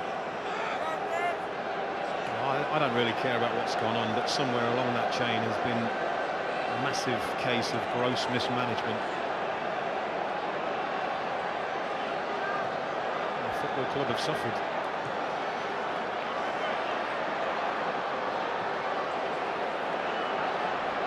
Michael Edwards. Fought away by Turnbull. But if Sisu were to suddenly leave, obviously Coventry City financially would be in a mess, and it wouldn't be in their interest for that to happen. What they need is for a buyer to come forward and offer the money that Sisu would sell at if they were prepared to sell. That's how it stands off the pitch. On the pitch here, Coventry City, 2 minutes away from being Wembley winners again.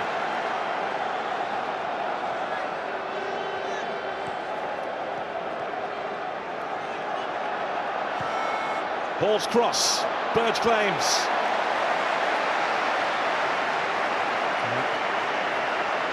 He's done what's been asked of him, hasn't he, Lee Burge? You probably expected to be a bit more busy than he actually has, but he's handled the crosses. He's made a couple of fairly routine saves and had absolutely no chance with a goal.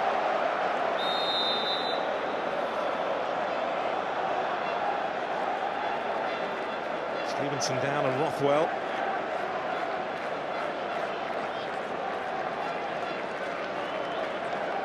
Today's man of the match is Coventry City's number 27. team score late on here. They've done it before. He needs a goal. They need a goal. Well, they've scored a lot of goals in added time in games of football, so just got to keep believing, Oxford United.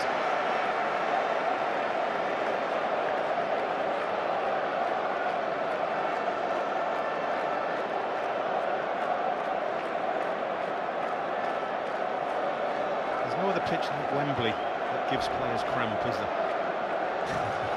I just wonder whether it's largely to do with the occasion. Nervous energy burned. Wide open spaces of Wembley. Field of dreams for some, horrors for the other. The losers who will leave here out the back door.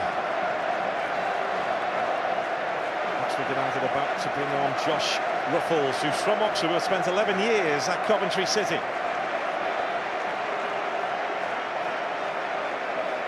And off goes Joe Rothwell, who did look to be struggling in the first half with an injury. It's the end of his game now.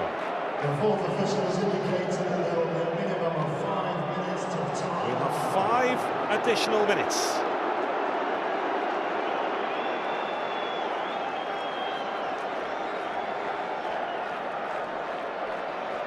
Well, that's a minimum, and we're sort of 30 seconds into that already, so you would suspect 5 minutes from now. Nelson with the header. Oh, good. That had been Oxford United's big moment. Kane Hemmings was lurking. It's a chance. Well, they've sent Nelson forward, haven't they, to play as an emergency striker. They're going to hit him. They hit him there. He knocks it down to Hemmings, who gets no real contact. He's under pressure from Kelly Evans. But again, it's a little half a chance.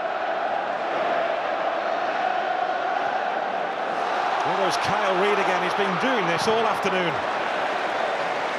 He's been brilliant. Absolutely brilliant. As have many in sky blue.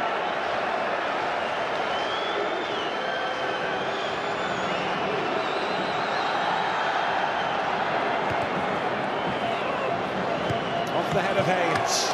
An Oxford throw-in. How much do Oxford have left here? A marathon season. And now it's just a short sprint to the final whistle.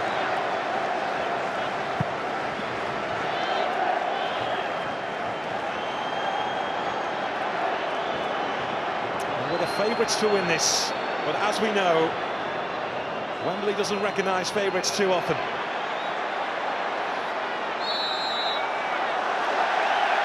And that will do for Coventry. They will take their time. You cannot blame them.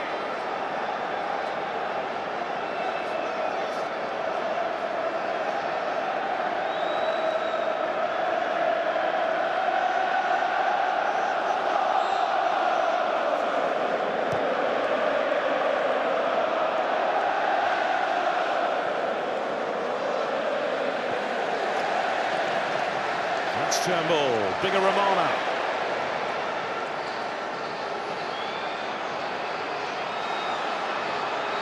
Stokes in a battle with Hemmings.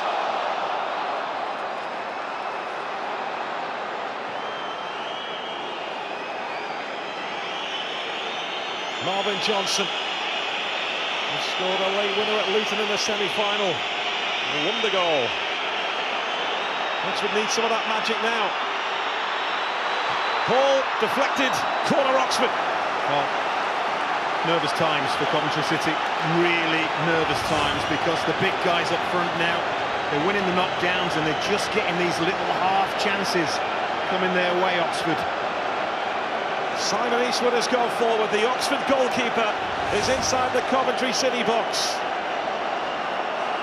And at the moment he's unmarked. Over his head, Nelson meets it, and Bird with a brilliant save, and Coventry City have held on. How did they do that? Well, heads in hands all around. I really am not sure how this ball stays out of the net. Free header, it's helped into an area. That is a brilliant save. And then there's a clearance off the line from Bigger Romana. Not once, Oxford denied twice. And I wonder whether that is the moment Coventry have won this cup. Incredible save. And then right on the line, Bigger Romana to keep Coventry City ahead. There's Haynes. Oxford need this going forward, and quick. Ruffles.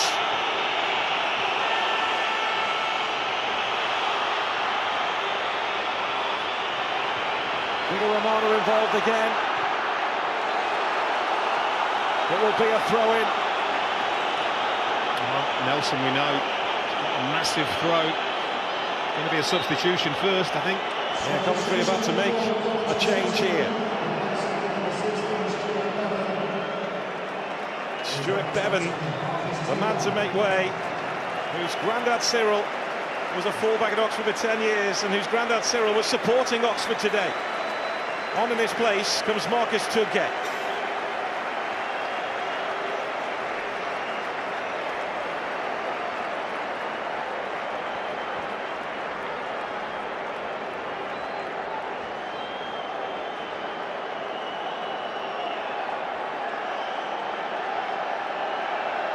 Keepers up again. All or nothing for Oxford United. Nelson on the launch pad. Eastwood looks to attack it. He's out of goal, and this is Jones. Jones running the whole length of the Wembley pitch. Marvin Johnson gets to it, gets the free kick.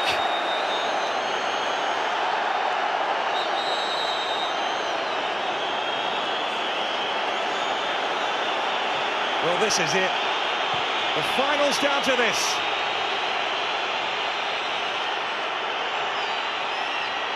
Haynes.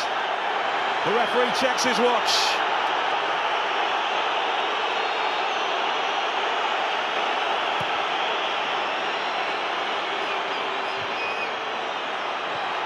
And fired over the bar at the last by Liam Serkin.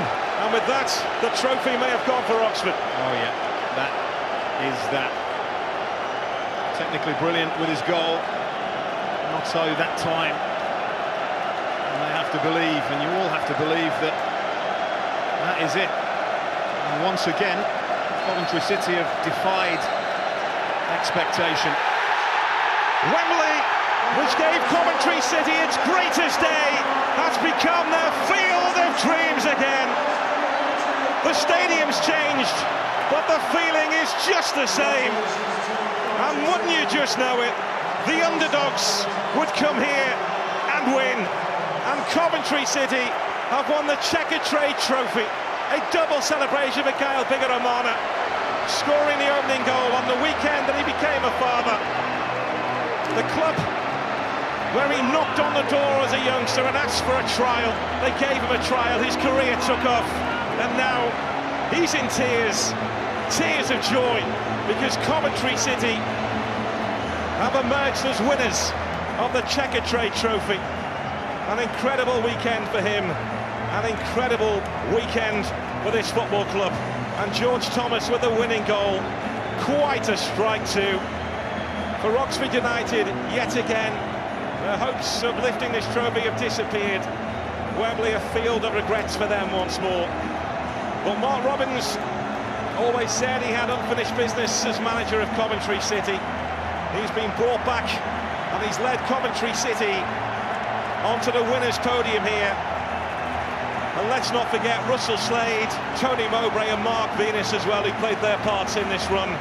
As for Michael Appleton, it's the second year in a row that his team have lost out in the final. But they are way ahead of schedule, we said this already. Where they are in League One right now, they're still knocking on the playoff door, their season's not over yet. But today, Coventry City have emerged as the winners. An incredible tale. They have had some real low moments this season, but now the brightest on the biggest stage.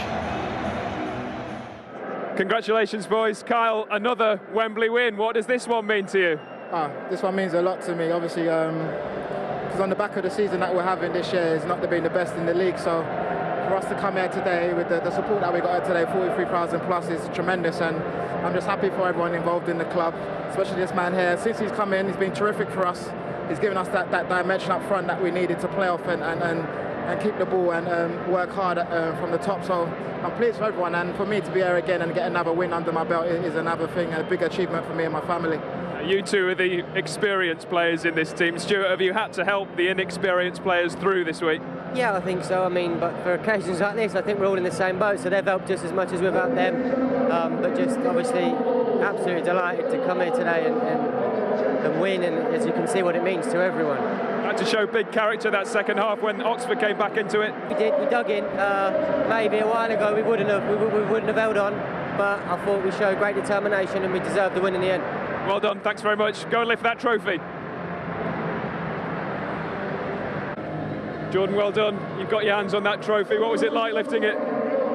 Dream come true. That's all I can describe it as, you know.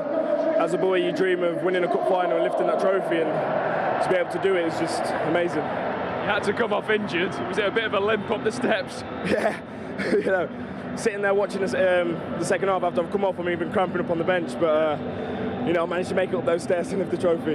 Was it a tough watch, the last half hour from the bench? It was, especially when their first goal goes in, and there were a couple goal-mouth scrambles. So skipped a few heartbeats there, but managed to keep them out.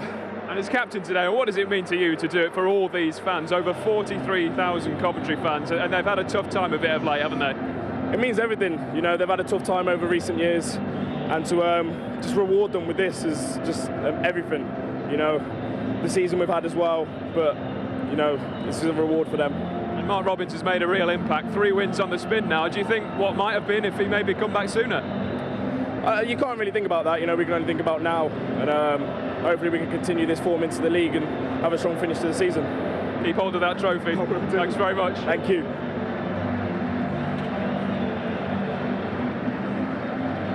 Congratulations, Mark. What was the key to that today? How proud are you of these players? I'm really proud of them, honestly. There's a lot of young lads in that team. There's players that are playing out of position. There's players that haven't played for a long time. Chris Stokes hasn't played for ages, so he's lasted 90 minutes today. You can see what it means to everybody. And just to see the supporters' reaction to the win was phenomenal. Absolutely phenomenal day. Listen, this has got a lot more to do with Tony Mowbray and Mark Venus and Russell Slade. But at this, you know, I stood in their stead today. But that performance was absolutely fantastic, outstanding. I think Oxford are a really good side. Appy's got them playing. We found it difficult at times to try and get on the ball. We needed to take more control of the midfield areas. We did it at times in spells in games, but we spent long periods out of possession. But being out of possession as well, they've learned so quickly and so well in terms of how they're going to press and close down. Goalkeeper at the end made an unbelievable save. I thought it was a really good game. How have you done it today, though, considering what a disappointing season it has been in the inexperience you've got? I think it must have been meant. I think it must have been meant. You know, we've got Bagheera Mana, whose wife gave birth yesterday. He's missed yesterday's training, the preparation. What a weekend it's been for him. He comes to Wembley, scores a goal, and his firstborn child. We've worked hard. We've worked on it all week, in fairness. We've lost Callum Riley early doors, and it's a real big blow for him. Kwame Thomas and the decisions you have to make in leaving these young players out. They've got to bounce back and see what it's like and try and strive to come back. You can see the supporters have been starved for 30 years, and you can see what it means to everyone. It's just a fantastic day for Coventry City. Does this show what the club can be with a sea of sky blue behind you today? Everybody's seen the potential. I think Oxford have been fantastic. Their supporters were unbelievable. It's been a really good atmosphere today, and I think the game was played in a good spirit. They played, I thought they were on top in the game. But the 2 goals, George Thomas's strike and Bagheera Mana's calmness in front of goal, have won it for us at the end of it. It's fantastic, brilliant. Now they've won the last 2 league games as well. Really positive signs for these fans for the future. Yeah, 3 on the bounce. We've got an easier game now at Bramall Lane on Wednesday night. Thanks, Mark. Well done. Thank you. Thanks very much. Could this be the catalyst, perhaps not this season, but for the future of Coventry City, for them to kick on? Yeah, without a shadow of a doubt, the infrastructure needs to be put in place. The new owners, how that will happen, when that will happen, we don't know. But look, in my eyes, it's a championship club. It really is. They've got a long, long way to go before they can get there. They need a home. They need a training ground that they own. They've got a really good youth system that we see the players coming through year after year. The potential is there. Well, for Coventry City's moment of glory, let me hand you back to Gary Weaver. Well, just another incredible story at Wembley, isn't it? New or old, Coventry City, this time writing the headlines. The underdogs who were climbing the stairway to the stars here, the most famous staircase in football. And Coventry City about to stand at the top of it with the silverware. Chris Stokes with the captain's armband after Jordan Willis limped off injured. 30 years on from their greatest triumph in the 1987 FA Cup final win. Those heroes, many of whom are watching on here today. Steven Agrizovic, of course, is the goalkeeping coach. Now it's the heroes of today. A different competition. Coventry in a different place right now. Wembley a different place, but this feeling will mean just as much. Jordan Willis, Coventry born and bred. He's come through the academy. He leads his team up the staircase.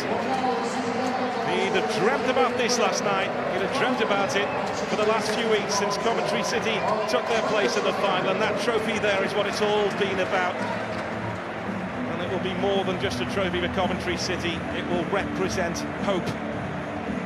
Hope for a brighter future after all they've been through. Robbins, who's returned to the club, said he had unfinished business. Coventry, one of the few clubs he would have come back into football for a few weeks after walking back into the Ricoh Arena. He has guided his team to success.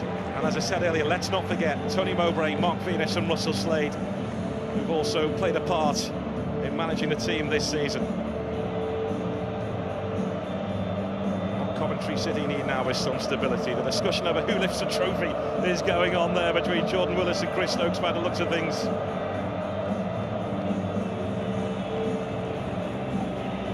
Jody Jones played his part late on. Lee Burge, an incredible save right at the death. Helped out then after that, and he deserved his look by Gael Bigger-Romana standing behind him on the goal line. And George Thomas at the end there. Wonderful, wonderful strike. Ultimately, it proved to be the match winner. The city of Coventry is in North London. It's about to celebrate again. Because this is football at its best. This is Wembley at its best. Coventry City, a club which has been brought to its knees, are standing tall today. A day to remember, in a season to forget, a reminder that in football and at Wembley, anything is possible.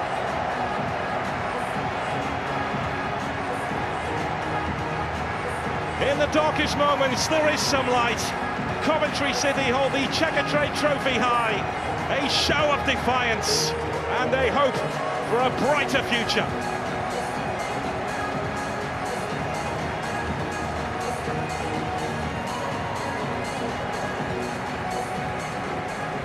Quite simply a fantastic afternoon for Coventry City, winning here 1-0 at Wembley against Oxford United.